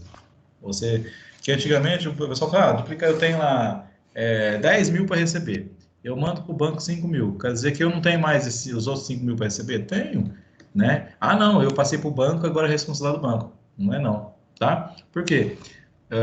Vamos lá, eu vendi aí para o Mourão, né? A duplicata lá que eu mando lá é do Mourão, eu mando para o banco. Se no dia do vencimento ele pagar, beleza, o banco dá baixa e morreu o assunto. Se ele não pagar no dia do vencimento, o que o banco faz? Cobra aquela duplicata, desconta aquele valor referente ao duplicado de mim, tá? Quer dizer, eu tenho que correr atrás dele para cobrar dele o valor. Não é o banco que vai receber, não. Eu não estou passando a obrigação de receber para outro, tá? Vamos lá. A receber de coligadas, que a gente até comentou, né? De sócio, né? Ou de empresas que estão coligadas, né? Elas deverão ser realocadas para o não circulante. Por quê? Porque eu nunca sei quando vai ser pago isso, entendeu? Ou se isso vai ser pago. De repente eu transformo isso em investimento na empresa, tá? Então tem que ficar sempre lá no não circulante, no realizável a longo prazo, né? Tá? Como existe uma relação direta entre credor e devedor, ou seja, têm atividades em comum, né? Normalmente as operações não têm data fixa para quitação. Se ocorrer algum problema de insuficiência de caixa, a organização deixará de pagar essa obrigação com interligada neste momento, tá? Então, por precaução, deve ser transferido para o longo prazo, tá? Imagine o seguinte, você tem uma empresa, essa empresa sua está investindo em outra empresa, né? Você tinha para receber dela. Aí a empresa está ruim das pernas, você vai receber dela. Se receber dela, você quebrar de vez. Aí você não recebe. Tá? Então, por isso. Primeira coisa, pai emprestar para filho. Tá? Essas coligadas é mais ou menos isso. O pai empresta para o filho. O filho ficou de pagar. E aí, se o filho está com problema, você acha que o pai vai cobrar? Não vai, né? Ou se cobrar, deixa o filho com mais problema ainda. Tá? Mas a tendência é que o recebimento de pai para filho nunca é curto prazo. É sempre longo prazo. Sempre no não circulante, tá? Empréstimo recebido de diretores ou interligadas. Se existirem valores registrados no exigível a longo prazo, né, deverão ser realocados no passivo circulante, tá? Corresponde à situação inversa comentada anteriormente. Reflita, se existe relação direta entre a organização devedora e seus credores, os valores podem ser exigidos a qualquer momento. Então, torna-se necessário o ajuste. Ou seja, se eu tenho, né, que pagar, eu jogo para o curto prazo. Vamos lá. Mas se eu tenho para receber, eu jogo para o longo prazo. O que acontece, gente? É princípio da prudência, né? Tá? Por quê? De repente, a outra empresa que estou interligada, ela exige que eu faça esse pagamento, porque é questão de fluxo de caixa dela, tá? Então, como obrigação, eu coloco no curto prazo. Como direito que eu tenho para receber, eu coloco no longo prazo. Tá? E lá vai ser a mesma coisa, tá? Se eu coloquei uma obrigação que eu tenho para pagar no curto prazo, lá no passivo circulante, a outra tem para receber, mas ela vai colocar onde?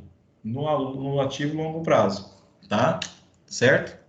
Princípio da prudência. Redução do patrimônio líquido. Corresponde à contrapartida a valores não realizados do ativo, que deve ser baixado do patrimônio líquido, do balanço patrimonial, né? Por exemplo, se eu faço algum ajuste para qualquer coisa que seja dentro do meu ativo, a contrapartida disso vai ser lá no patrimônio líquido, né, em ajustes e avaliação patrimonial, tá? Então, se aumentou, vai aumentar lá também. Se diminuiu, diminui lá também, tá? Certo? Então, por quê? Nosso balanço tem que ser sempre equilibrado, ele não pode sofrer variação, vai sempre Está equilibrado, tá? Por exemplo, bens obsoletos, né? Bens sem valor de uso ou sem valor comercial, que continuam registrados no balanço patrimonial, devem ser excluídos da análise financeira, da mesma forma que a contrapartida do patrimônio. O que é isso? Vamos lá. Vocês têm uma empresa, essa empresa de vocês é uma empresa de celular, por exemplo, né? Estão vendendo celular. Aí vocês compraram lá um estoque lá de, sei lá, um Samsung Galaxy 10, tá? Só que aí vocês compraram o estoque, cada um vocês pagaram lá, sei lá, R$2.000 para vender a R$3.000, uma ideia aí. Só que vocês compraram agora, passou um mês, seu estoque está quase inteiro ainda, a Samsung lançou 11, tá? O que acontece com o seu produto? O valor cai. Por quê? Lançou um mais novo, tá? Aí você está no estoque. Aí daqui a pouco, passa mais alguns meses, a empresa lança o 12, lança o 13, lança o 14, lança um sistema novo que o seu nem acompanha mais. Ou seja, aquilo que você tem ali, né, ele agora é obsoleto, né? Isso estão falando de estoque, tá? Ele pode vender? Pode. Quem vai comprar? Vai ser mais difícil, vai ter que ter um bem lá embaixo. Outra situação, aqueles computadores antigos, né, que estavam lá no meu patrimônio, de repente, e eu não depreciei, tá? Porque se eu vou depreciando, o valor dele é zero, não faz diferença, né? Mas se eu não depreciei e hoje eu não uso mais, tá? Então ele se torna obsoleto, certo? Então, teoricamente, nós vamos ter que tirar isso do balanço patrimonial na hora de fazer a análise, né? Então eu faço esse ajuste, certo? Insuficiência da provisão para devedores duvidosos. Vamos lá, nós temos a provisão para crédito e liquidação duvidosa, né? PCLD. Tá lá, esse aí é uma continha redutora das nossas duplicatas a receber. Você tem 100 mil para receber duplicata. Só que já, por análises feitas na sua empresa, por exemplo, você sabe que 10% você não recebe disso aí. Por quê? Eu tenho lá, vamos supor assim, uma parte que já faz 30 dias que está atrasado, aí tem dentro disso, tem uma parte que faz 60 dias, tem parte que já faz 6 meses, tem coisa que já faz 1 ano e eu não recebo, tá? Então, tem uma parte dessa que a gente vai amarrar no rabo do burro, tá? E vai jogar lá para a PCLD, tá? Que é a provisão para devedores, né? Para créditos de liquidação duvidosa. Ou seja, eu não tenho previsão para receber. Então, isso, por exemplo, quem faz muito isso aí, as lojas que vendem com crediário, os bancos, entendeu? Ou então o banco, ele, por exemplo, você tem uma dívida lá com ele, aí você já atrasou uma parcela, 2, 3, 10, 20, tá lá 1 ano, 2 anos sem pagar. Ele já jogou isso aí lá no recebimento a dia de São Nunca, você entendeu? Ele já não tem previsão de receber mais isso. Ele vai deixar isso como duplicado para receber, vamos dizer? Se ele já não tem nem previsão, vamos lá, eu mostro lá que eu tenho lá 1 milhão para receber duplicado, só que desse 1.500.000 já faz mais de 1 ano, eu já tentei receber, não consegui, já botei em ação, isso não vira. Eu vou continuar com isso? Não, tá? O que os bancos geralmente fazem, tá? Eles vendem esses créditos, né? Vamos usar o termo, são créditos podres, né? Não tem previsão de receber. Aí vocês, por exemplo, igual agora estava aí, tem até mais uma semana prorrogando alguma coisa da Serasa, né? Fala o seguinte, olha, dívida de até R$1.000, você pode pagar só R$100. Aí você vai assim, que coisa de doido, né? Como é que alguém tem R$1.000 para receber e aceita receber por 100? É coisa de maluco, né? Não é coisa de maluco, não. É o seguinte, isso aí, na verdade, quando toda empresa que vende crédito, né, ela coloca no custo do dinheiro ali, do crédito, né, uma taxa que ela cobra de todo mundo, dos que paga certo e dos que não paga certo. Como o Brasil tem em torno aí de 5 ou 6% de inadimplência, né? Então, os 94%, 95% dos que pagam certo, paga por aqueles que não pagam certo. Então, eles não perdem. Mas eles têm o crédito para receber, né? Mesmo que você não está perdendo, você tem para receber. O que você faz? Pega lá sua dívida de R$1.000, que você tem para aquele crédito que tem para receber de R$1.000, e vende para alguém, né? Por R$50, por R$40. Poxa, para mim não tem valor, que não compensa mais eu acionar a justiça nem nada para ir atrás disso para receber, tá? Os bancos pensam assim, tá muito atrasado, cobrei e tal, não deu certo, botei na coisa de cobrança, não deu certo, Simples. Eu não vou gastar mais dinheiro para receber isso, porque eu só estou aumentando o prejuízo. O que eles fazem? Vendem isso baratinho. Tá? E aí tem as empresas que compram uma dívida lá de R$1.000 por R$40 e vai lá e faz oferta para vocês. Olha, você vem aqui, só a dívida de 1.000, continua, a sua dívida continua sendo meu. Você paga só aqui R$100 e tá bom. Eles pagaram R$40 nisso, ou até menos. E estão te vendendo essa dívida de 1.000 por 100. Você acha que está ganhando. E na verdade, né? Você devia 1.000, ganha um desconto de 900 e paga 100.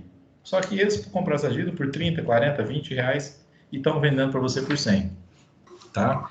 Então, eles estão ganhando também, tá? Só que aqui, o que é? Quando a gente analisa aqui no balanço, a gente está falando aqui, é exatamente isso. Eu tenho dívidas perdidas, já que eu recebo mais, que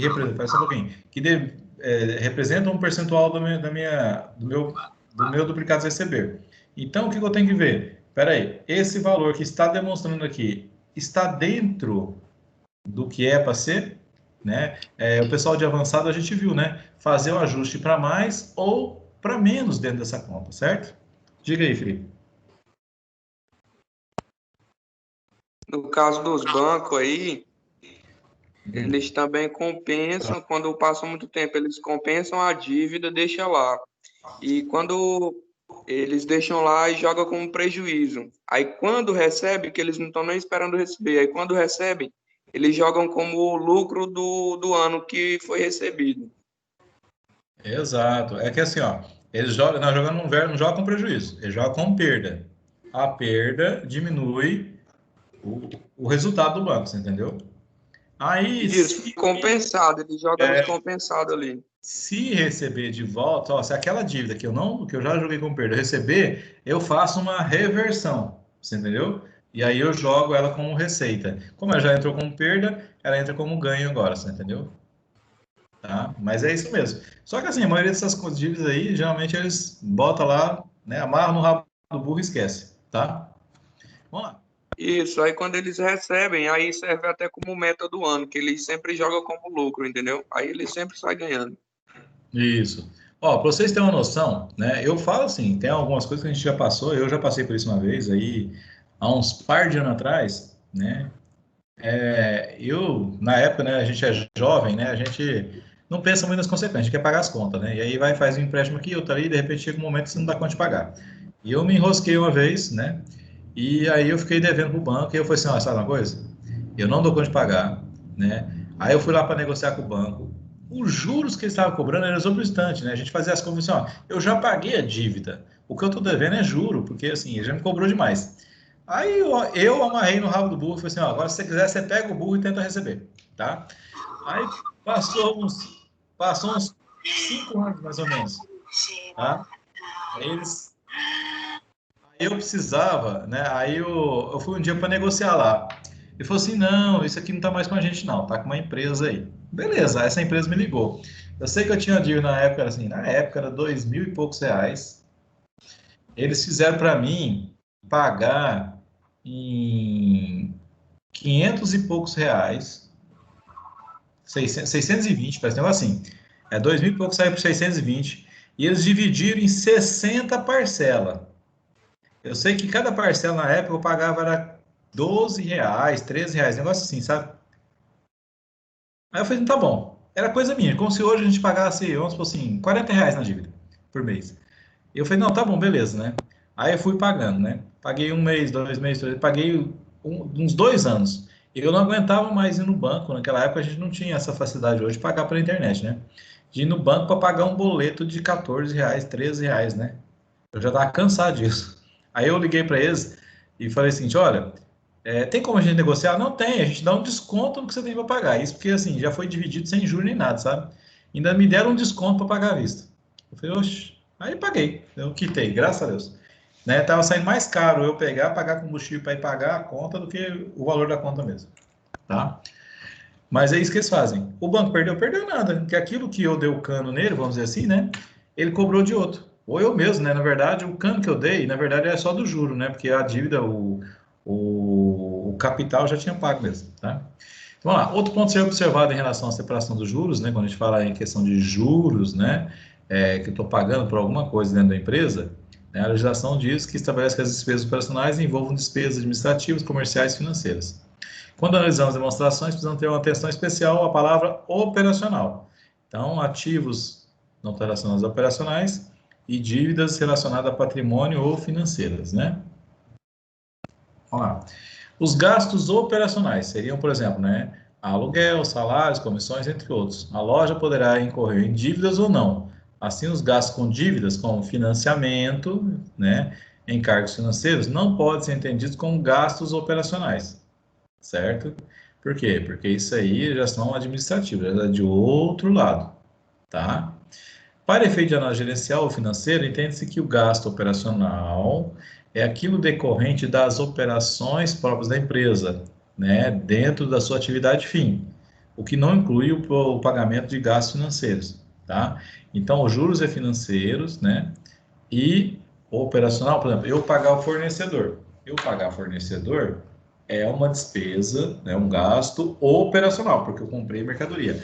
Eu pagar salário também é um gasto operacional. Ah, beleza. O meu fornecedor, eu paguei com atraso. Os juros, então, é relativo ao fornecedor. Então, é operacional? Não, o juro é financeiro. Tá? O juro não é operacional. Se a gente for analisar, o pagamento de juros nunca vai ser em função da atividade operacional, mas sim em função da atividade financeira. A empresa não conseguiu honrar no prazo o seu pagamento, né? E aí ela incorreu em pagamento de juros. Isso é totalmente financeiro, tá?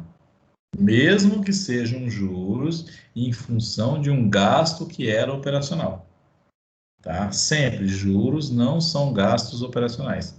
Juros são gastos financeiros, tá? Porque está dentro da atividade financeira da empresa. Agora, se a empresa paga muitos juros, ela tem um controle aí, uma organização financeira deficitária, tá? Eu já trabalhei muito em empresa, né? Então eu já tive empresa que eu trabalhei que falou assim, ó, se tiver qualquer centavo de juro, vai ser descontado do funcionário, porque a empresa não pagava nada em atraso. Só pagava em atraso se fosse um erro do funcionário. Ah, esqueceu de pagar uma nota no dia. Beleza, tem juros? A funcionária vai pagar. Aconteceu até um caso lá, essa empresa era uma construtora, então ela comprava, tinha muito caminhão, e agora ela cresceu muito ainda, sabe? A empresa agora ela cresceu, foi 10 vezes mais do que quando eu trabalhava lá.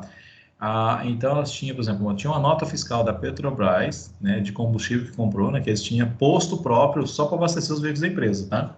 Tinha um posto de combustível dentro da empresa para abastecer os caminhões da empresa, tá? E aí com isso abastecia os carros dos funcionários também, tá? Com um preço melhorzinho, tudo descontava em folha, né? Mas também. Então um dia a funcionária do financeiro lá da tesouraria esqueceu de colocar uma nota na previsão de pagamento do dia seguinte. Beleza. Aí pagou e ela viu essa nota no dia seguinte. Beleza. Só daquela nota, naquela época, assim, em 2007, comecinho de 2008, para virar para 2008. Aquela nota gerou uma multa, uns juros de R$600. Um dia, tá? A empresa, é norma da empresa. A norma é tão arraigada que ninguém questiona. Tá? Ninguém foi assim, ai, tadinha, a empresa podia pagar para não, ninguém foi atrás, porque é o seguinte, eles não têm lá abertura para isso. Olha, a empresa só paga em atraso se for erro de funcionário. Porque se trabalhou certinho, o dinheiro está disponível, a empresa vai dar um jeito de pagar isso, não importa, tá? Então, aí na época, tipo assim, R$600 era praticamente meio salário dela, né? Aí eram 4 ou 5 pessoas no setor, né? O que o pessoal fez?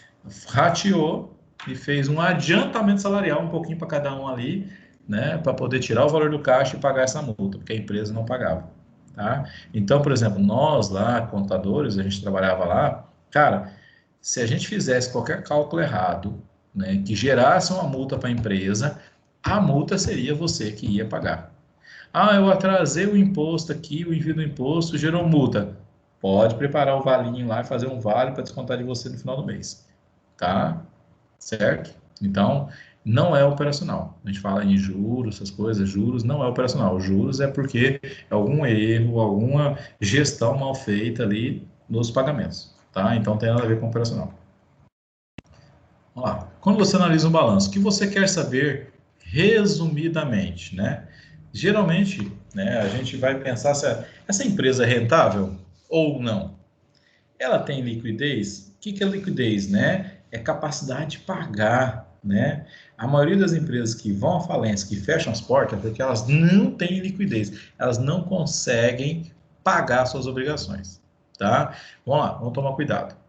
A gente fala em liquidez, por exemplo, então eu pego o ativo circulante, divido pelo passivo circulante, né? Eu tenho um índice de liquidez, né? Ou eu pego o ativo circulante menos o passivo circulante, eu tenho o capital circulante líquido, né? Então, um é o índice, que é um percentual, ali um índice, né? Nem percentual, que tipo assim, eu pego o ativo, divido pelo passivo, se for maior que 1, ou seja, para cada R$1 que eu tenho menos de R$1 para pagar de dívida no curto prazo, tá? Quando eu faço o ativo menos o passivo, então se sobrar aqui alguma coisa, é o capital circulante líquido que eu tenho, é positivo. Se faltar, se o meu passivo circulante for maior, então eu tenho um capital circulante líquido negativo, ou seja, estou usando outros recursos aí, né? A questão é, certo? Nós temos que pensar em empresas que têm uma contabilidade muito bem feita, com empresas onde a contabilidade realmente evidencia o que acontece no dia a dia da empresa, porque eu já vi empresa que você olha, o caixa dela tem lá R$1 milhão. Qual empresa normal que a gente conhece que tem 1 milhão no caixa? Nenhuma, tá? Quando você olha uma empresa que tem R$1 milhão no caixa, você pode ter certeza, né? Você olha lá, estoque de mercadoria lá tem 100 mil, 200 mil, né? Banco tem 20 mil, caixa 1 milhão. Quem deixa 1 milhão no caixa? Ninguém, tá? Essa empresa, com certeza, paga muito, tem muitos serviços que são pagos, né? Sem nota fiscal. Tá? Então, essa empresa, a primeira coisa que você já olha, essa empresa não tem uma contabilidade correta. Tá?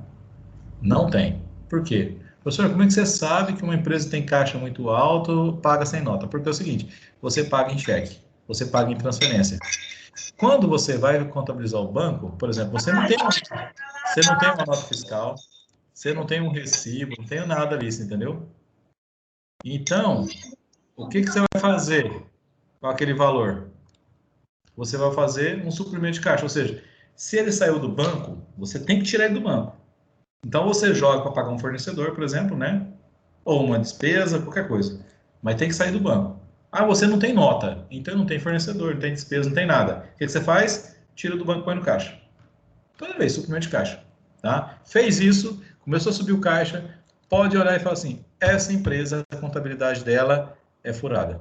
É furada por quê? Porque a empresa, a forma dela atuar, não permite que a contabilidade seja uma contabilidade verídica, tá? Nós não temos ali confiabilidade das informações, tá? O que ela está tendo que ela não está pagando? Não sei, pode ser várias coisas. Pode estar comprando mercadoria, né, com meia nota, tá? Quem comprou mercadoria com meia nota? Deu uma notinha lá de 10 mil, mas na verdade a compra foi de 20, de 30 mil. Aí do banco sai 30 mil, mas a nota que eu tenho é só 10, tá? Agora, às vezes, você tem empresa que ela tem problema de caixa. O que é o problema de caixa? O caixa dela é muito baixo. Se olhar o balanço dela, você está fazendo o balanço dela, está na caixa negativo. O que essas empresas? São empresas que vendem sem nota. Aí ocorre o contrário. O dinheiro entra no banco, ele tem que vir de algum lugar, não tem? Eu não tenho nota fiscal para mostrar aquele dinheiro. Então, o que acontece? Sai do caixa. Aí meu caixa fica negativo. Tá? Professor, mas não tem caixa negativo. Eu sei que não tem. Mas tem. A contabilidade é bem feita. O problema é que não tem a administração da empresa não tem a documentação correta. Aí, se você faz a contabilidade bem feita, dá caixa negativo. Tá? Então, quando a gente vai olhar a empresa, né, a gente vai olhar esses dois quesitos aí principais, né? Ela é rentável ou não, ou ela tem liquidez, tem capacidade de pagamento, tá? Nós temos que ter a percepção de olhar uma informação dessa e falar assim, peraí, eu quero ver por exemplo, me dá aqui o extrato do banco da empresa. Deixa eu analisar o extrato da empresa. Me mostra o que ela tem aqui. Porque eu não confio nessa informação contábil. Não pelo contador, tá? O contador faz o que é possível fazer. Não tem como inventar rodas, entendeu? Eu tenho que fazer ela girar. Agora, se tem dente faltando, a roda tá manca, tá dando um solavanco ali. Entendeu por quê? Porque falta documentação. A empresa, administrativamente, não tem. Fica a dica para vocês, tá? A Receita Federal, com o SPED aí, pegando essas empresas com esses caixas alto demais, a Receita Federal pode, a qualquer momento, intimar uma empresa dessa a pagar 31% de INSS. Professor, mas por que a Receita vai intimar essas empresas a pagarem 31% de INSS? Porque, teoricamente, essas empresas tomaram serviços de pessoas físicas que não tinham nota fiscal. E o serviço sobre pessoa física, ele tem 11% de INSS que é descontado do prestador de serviço e 20% que é pago pela empresa, ou seja, 31%, tá? A empresa de lucro real. Então, e presumir também. Então, se nós temos aí 1 milhão de caixa, vamos pensar que é 1 milhão de serviços tomados de pessoa física que não teve declaração, não teve nada. Então, a Receita deixou de arrecadar aí 310 mil reais de INSS. Ela pode, de repente, intimar a empresa a pagar isso, tá? Vem cá, me comprova esse caixa seu alto aí, do que é isso? Ah, não, tá. Não, isso é despesa mesmo que você teve, com mão de obra e não declarou. Por que com mão de obra? Porque, geralmente, quando é uma empresa, pessoa jurídica, ele emite nota. Quando é consumo, que é despesa, que é consumo, alguma coisa, tem nota, entendeu? O que geralmente não tem nota é mão de obra mesmo, tá? E essas empresas não vão atrás. Vamos lá. Lucro e fluxo de caixa são objetivos conflitantes, já que o máximo do caixa se consegue com muito recurso financeiro disponível para saldar dívidas. E isso automaticamente diminui o lucro, tá? Dos capitais totais empregados. Vamos lá. O lucro é o seguinte: eu uso o meu recurso, para comprar mais por um menor preço e vender por um preço maior.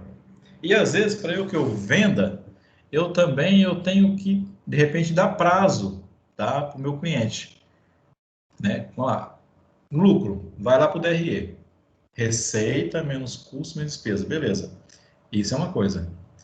Tudo aquilo que eu vendi, eu recebi? Nem sempre. Tudo aquilo que eu gastei, que eu tive de gasto, de custo de despesa, eu paguei? Nem sempre. Então, muitas vezes, o meu lucro, ele pode estar bonito, lindo, maravilhoso, e meu caixa está horrível. Muitas vezes eu tenho prejuízo, mas meu caixa está bonito, tá? Porque uma coisa é os recebimentos e pagamentos. A outra é o que eu vendo, e o que eu gasto, que nem sempre estão atrelados ao recebimento e pagamento, tá? Essa é a questão. Vamos lá. Segundo Martins, dinheiro parado tende a produzir bem menos resultado do que a atividade normal de uma empresa rentável, tá? A maximização do lucro também implica normalmente em se trabalhar com muitos recursos de terceiros, e estes não são pagos de imediato. Quando a empresa compra no mês 1, paga 2 meses após, vende depois de 3 meses da compra, recebe metade à vista e a outra metade em 3 vezes mensais. O fluxo de caixa de cada mês tende a não medir o desempenho da empresa naquele período, tá? Quem teve comigo, por exemplo, capital de giro, a gente viu lá quando a gente monta um fluxo de caixa, eu compro no mês a despesa, pago ela em 2, 3 vezes, quer dizer, a saída de caixa ocorre para frente, tá?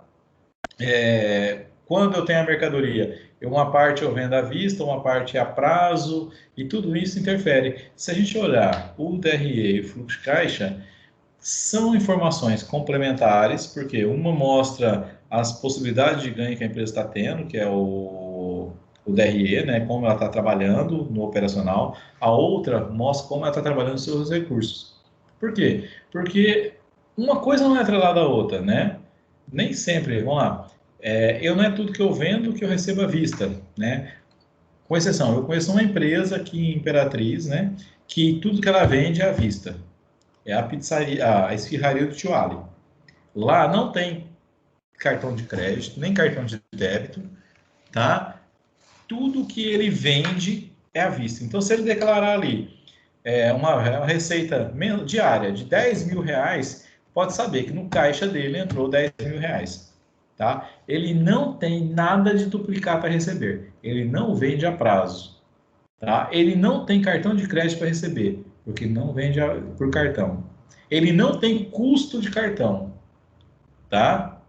Então, o negócio dele é só no Money. Tá? O porquê ele faz isso? Podem ser N motivos. Não estou aqui para julgar o que ele faz ou deixa de fazer. Entendeu? Mas é uma forma de trabalhar. Alguém reclama? Não. Com ele é o seguinte, ou é do jeito dele ou não é. Morreu o assunto.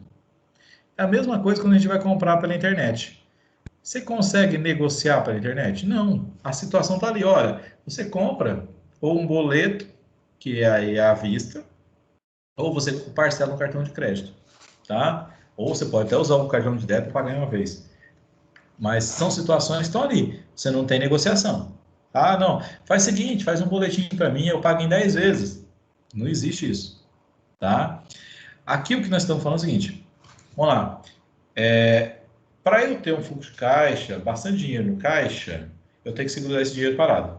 Tá? Só que para ter lucro, eu tenho que investir esse dinheiro. Tá? E nem sempre que eu invisto esse dinheiro, eu recebo ele naquele mesmo momento. Eu posso comprar uma mercadoria esse mês, ter que pagar o mês que vem, mas só conseguir vender essa mercadoria daqui a 2 meses e só receber daqui a 3 meses. Tá? Então, olha como a coisa andou. Eu vendi agora, eu comprei agora, paguei no mês seguinte, vendi no outro, para só receber depois. E às vezes ainda eu recebo isso aqui parceladamente. Tá? Então, aí que a gente tem que ver. Quando a gente vai ver, a gente tem que fazer uma análise lá dos prazos médios de pagamento, de recebimento, tá? Tem que ver a necessidade de capital de giro da empresa, o capital circulante que a empresa tem, tudo isso. A gente consegue analisar isso aonde? Dentro das informações, só que as informações têm que ser fidedignas, né? Ok? Vamos lá. Verifique-se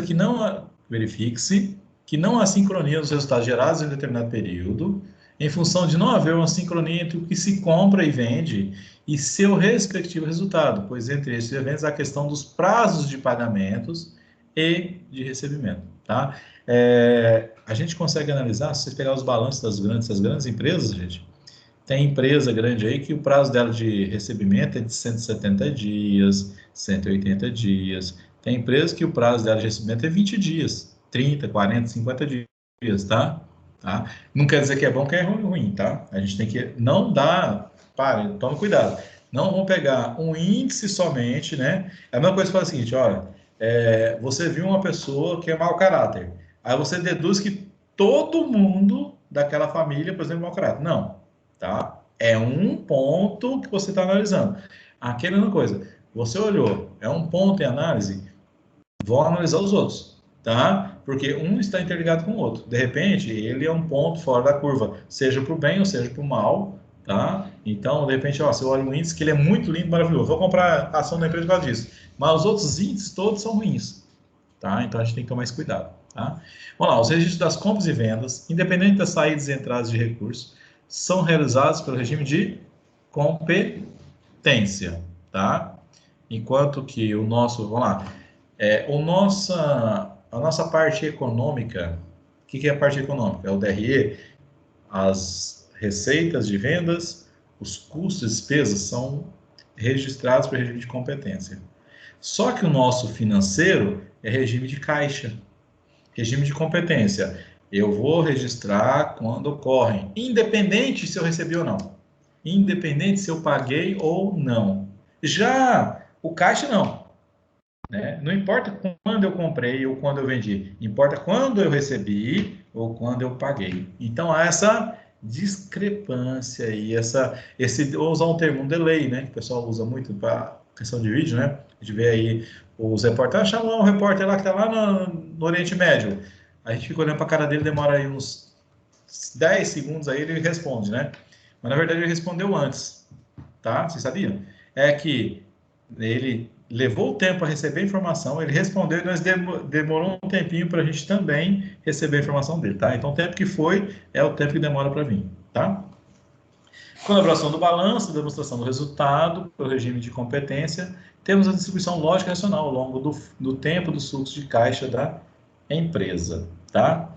Vale ressaltar, né, que além do regime de tributação, outras situações também refletem no lucro e fluxo de caixa, né? Que a gente usa aqui, por exemplo, igual eu já comentei com vocês, depreciação.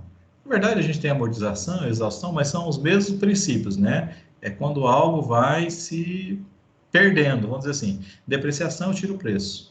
A amortização é que eu estou diminuindo aquele direito de uso. E exaustão é algo que eu tenho para usar que está diminuindo também, está acabando, tá? Por que que isso interfere? Porque isso aqui, eles interferem lá no nosso lucro, né? Que a gente sabe que é uma despesa, né? Mas não interferem no nosso caixa, tá? Vamos lá, Martins, Diniz e Miranda definem que as depreciações, né? Que há depreciação, amortização e exaustão representam apenas a diferença entre os valores dos reembolsos na aquisição dos ativos e o valor dos ingressos diretos das vendas desses ativos após a utilização, ou seja, a parte do caixa investido que não é recuperado pela venda dos próprios bens. Mais ou menos assim, eu vendo, eu comprei, e quando eu vender, eu vou receber menos. Presta atenção, eu comprei, quando eu vender, eu vou receber menos. Quer dizer, a depreciação tem que representar essa diferença, tá? Agora, eu deprecio mais, quando eu recebo, eu ganho. Opa, peraí, tem coisa errada, né? Primazia da essência sobre a forma, tá? Segundo os autores, as depreciações, amortizações e exaustões só não têm vínculo direto com o mês em que é registrado, o que também gera diferença em decorrência do regime de caixa e competência. Note que o lucro é o dinheiro que fica após o pagamento das despesas, enquanto o fluxo de caixa refere-se à situação em que o negócio precisa de dinheiro. Tá? Muitas vezes as empresas gastam dinheiro com salários, equipamentos, entre outros, antes de gerar um centavo sequer de retorno. Portanto, lembre-se, lucro é o total de dinheiro que lhe resta depois de obter seu retorno e pagar suas despesas. Certo? Alguma dúvida aí, gente? Nenhuma? Ótimo. Maravilha. No curto prazo, mesmo se a organização for lucrativa, ela sobreviverá ou fracassará dependendo de ter ou não dinheiro para pagar as contas, tá?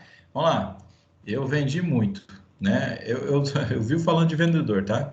Porque o vendedor é o seguinte, é o cara que ele só pensa nele, muitas vezes. Ele quer vender. Ele muitas vezes, né? Não são todos, mas muitas vezes ele não sabe, né, se aquela venda está gerando lucro ou prejuízo para a empresa, tá? Mas ele quer vender, tá? E aí acontece o quê? Eu vendo, mas demoro para receber, e aí eu vou à falência, por quê? Porque eu não tenho como pagar minhas contas, tá? Imagina o seguinte, você abre uma loja de geladeira, vamos pensar assim. Aí cada geladeira te custa 1.500 que você vende por 2.500. Ah, professor, eu estou ganhando muito, 60% de cima. Beleza, ótimo, está ganhando R$1.000 em cada 1.600 que você pagou. Só que é o seguinte, você vende para pagar em 10 vezes, tá? Você comprou lá 20 geladeiras, vendeu todas no mês para pagar em 10 vezes, tá? Você tem aí 25 mil para receber. Só que você vai receber por mês 2.500. E você tem que repor seu estoque. E seu estoque para você repor é 15 mil, mas você só tem 2.500. Não, mas eu tenho 22.500 para receber depois. Beleza. Só que você vai receber parceladamente. O que acontece? Não dou conta de repor meu estoque. Posso fechar a loja. Nossa, mas eu fechei a loja. Eu tive lucro. Porque eu vendi por 25 mil algo que me custou 15 mil. Só que esse dinheiro não entrou. Não entrou, você fechou as portas. Porque você não tem dinheiro para pagar suas contas. Né? Ah, eu tenho R$2.000 de energia, mas 2.000 de funcionário, você não tem para pagar, tá? Aí é onde entra o capital de giro. Você tem dinheiro para pagar isso? Não. Ah, mas se eu continuar vendendo, daqui a pouco eu vou ter 25 mil, vou receber todo mês. Sim, só que quanto você vai ter que investir para poder receber isso depois, tá? Então acontece com as empresas. Muitas empresas vendem, têm lucro e fecham, porque não tem dinheiro para pagar as contas. Ela não conseguiu equilibrar, né, o seu financeiro, tá? O seu fluxo de caixa fica negativo, né? Ou seja, assim, eu tenho mais conta para pagar do que dinheiro na conta, né? No banco aqui, disponível, tá? E por que isso? Porque eu não mensurei meu prazo de recebimento. meu prazo de recebimento, ele não pode sacanear a empresa, tá? Tem empresa que já faz o contrário. Eu recebo à vista para entregar a prazo. Então, quando eu entrego, quando eu presto serviço, quando eu faço, entrego para o meu cliente, eu já recebi. Então, como eu devo, às vezes, o prazo que eu vou pagar ao meu fornecedor, eu já recebi do meu cliente. Então, eu trabalho com o dinheiro do meu cliente e o dinheiro do meu fornecedor. Então, meu caixa é sempre positivo. Eu fico sempre sobrando dinheiro. Eu tenho que pensar o que eu vou fazer com esse dinheiro, porque eu tenho que ganhar em cima disso ainda. Tá? Então, são os detalhes que muitas vezes a gente vê que tem impacto na empresa. As empresas só quebram porque não tinha dinheiro para pagar a conta. Até hoje não vi uma empresa que tem dinheiro quebrar. Ela pode até optar por fechar, mas quebrar não quebra, tá? Vamos lá. Aqui nós temos umas situações, né, bem interessantes. É aqui que a gente falou. Aqui, por exemplo, se a gente olhar esse balanço bem simplesinho aqui, né, nós temos aqui, ó, que essa fábrica de doces, né, ela no grupo dos imóveis, que está aqui, ó, grupo de imóveis, né, está registrado 1.800. Só que desse valor, né, desses imóveis, 300 é um terreno que foi invadido e a empresa não tem chance de reaver, é muito remota e não tem previsão de receber nenhuma indenização por isso, tá? Então esse valor de 1.800 é correto? Não. Estou representando 1.800, mas 300 isso aqui já rodou, já era, tá? Outra situação, né? A provisão para crédito e liquidação duvidosa, ela deve ser 15% do saldo da conta de clientes. Quanto nós temos aqui na conta de clientes? 900. Quanto que dá 15% disso aqui? Façam aí. Vezes 15% disso aqui. Quanto que dá?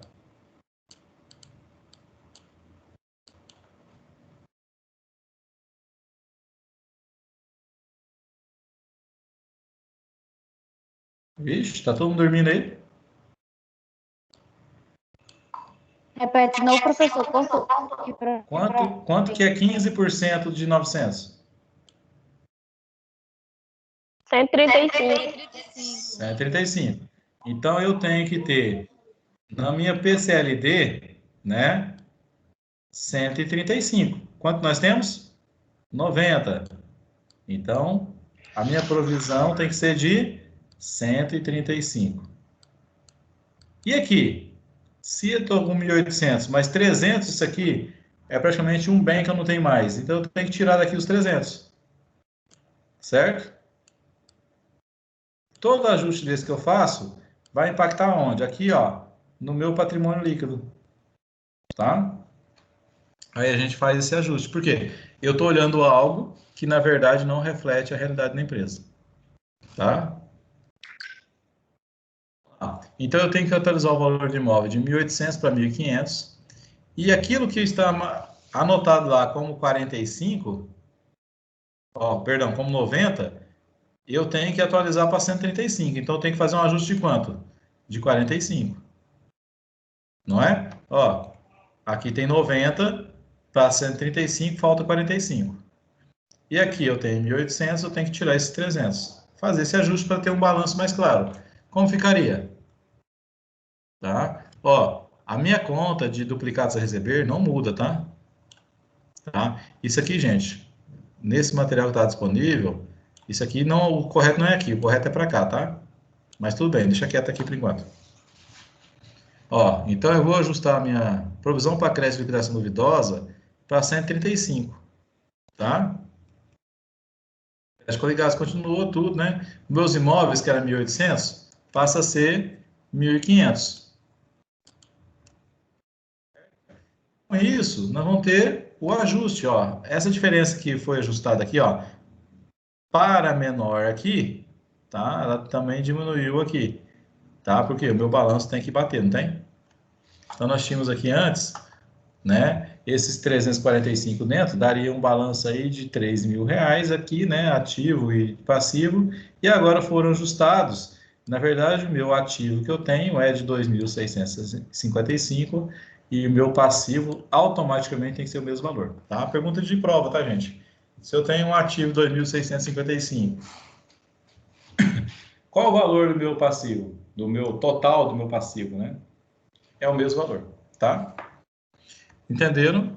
tem alguns critérios que a gente tem que adotar, tem que fazer esses ajustes, né? Porque é o que realmente é, tá? Eu poderia muito bem, não, mas o terreno ainda é meu, tem a escritura dele, tem tudo bonitinho, beleza. Só que você não tem chance de reaver ele. Na prática, né? A essência disso, qual que é? Ele não é mais meu, ele não existe. Tá? É a mesma coisa, você tiver um carro, está registrado no seu balanço, tá? Que você pagou 50 mil nele, só que ele deu uma PT, só que você está lá com a carcaça, lá toda amassada. Não, mas é meu carro ainda. Aquele carro vale 50 mil? Não. Se você vender ele ferro velho, de repente você vende no quilo aí a ferragem dele, né? E olha lá, tá? Então ele não vale mais. Então você tem aquele patrimônio mais? Não tem. Então eu tenho que ajustar ele, ok? Então, como nós falamos, né, há uma reclassificação dos dados, a contrapartida está evidenciada na conta de ajuste do patrimônio líquido, né, que é essa que nós vimos aqui embaixo, ó, tá? Ajuste de avaliação, né, ou reavaliação patrimonial. E qual a razão, né? Como nós vamos fazer a análise financeira da empresa, as informações adicionais são relevantes para a sua interpretação em relação à estrutura financeira, sendo essas necessárias para maior segurança no que se refere a tomar decisão. Tá? Então, geralmente, esses ajustes que você faz, né, quando você está com uma empresa aí de capital aberto, né, a SA, que tem ação em bolsa de valores, você vai colocar lá na nota explicativa o que foi feito, por que foi feito, em função do que foi feito, tá? Muitas vezes, tá? Esse terreno, por exemplo, você ia lá no ano anterior, né, que não foi feito esse ajuste ainda, dizer que a empresa tinha uma demanda judicial para retomada aí, né, de direito sobre um terreno, que ele está representado no balanço com valor de 300, mas que ele está em subjúdice, não, você está em ação judicial aí para poder ser tomado esse direito, tá? Reavido esse direito, tá? Quer dizer, você não vai tomar uma decisão assim do nada, né? Você vem preparando, os seus investidores já olharam isso e falaram assim, opa, essa empresa, quer dizer, esse balanço dela está 1.800 aqui, de imóveis, de repente não é 1.800, é 1.500, porque eu sei que ela tem uma ação aí que de repente ela pode não ganhar. E aí quando você mostra isso, olha, foi ajustado porque foi dado como perda. Ninguém se surpreende, por quê? Porque você já preparou as pessoas, tá? Você já demonstrou isso. Vamos lá, você fez o ajuste da provisão de crédito de liquidação duvidosa, PCLD. Mas, ó, a regra sua de todos os anos é essa já. Então, você está ali, ó, foi feito um ajuste, por quê? Porque o nosso balanço foi evidenciado e não representava os 15% que realmente é, tá? Alguma dúvida, gente? Nenhuma? Todo mundo animadinho? Nenhuma, professor. Então, pera só um pouquinho agora, eu quero que vocês fiquem aí. Eu vou printar todas as telas aqui de vocês aqui para eu poder depois anotar quem compareceu à aula e quem não compareceu à aula, tá? Não saiam, que agora eu estou fazendo a chamada com base no que está aparecendo para mim aqui. Aguenta aí.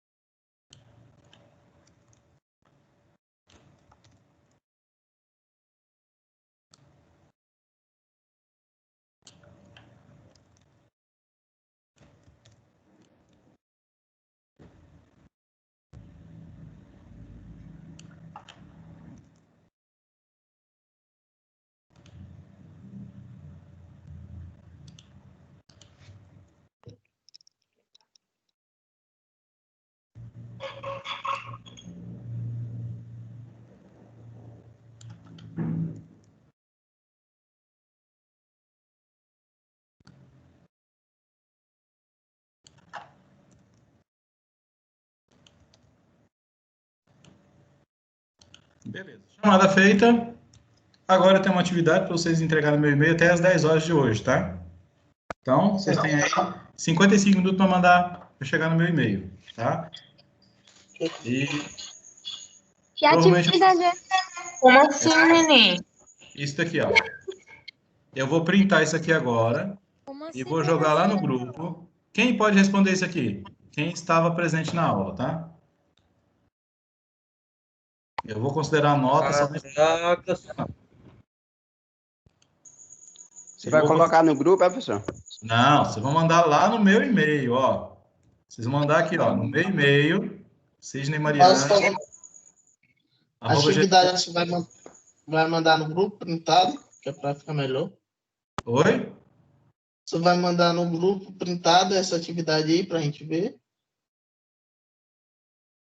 Já tá lá, ó. Já mandei no grupo.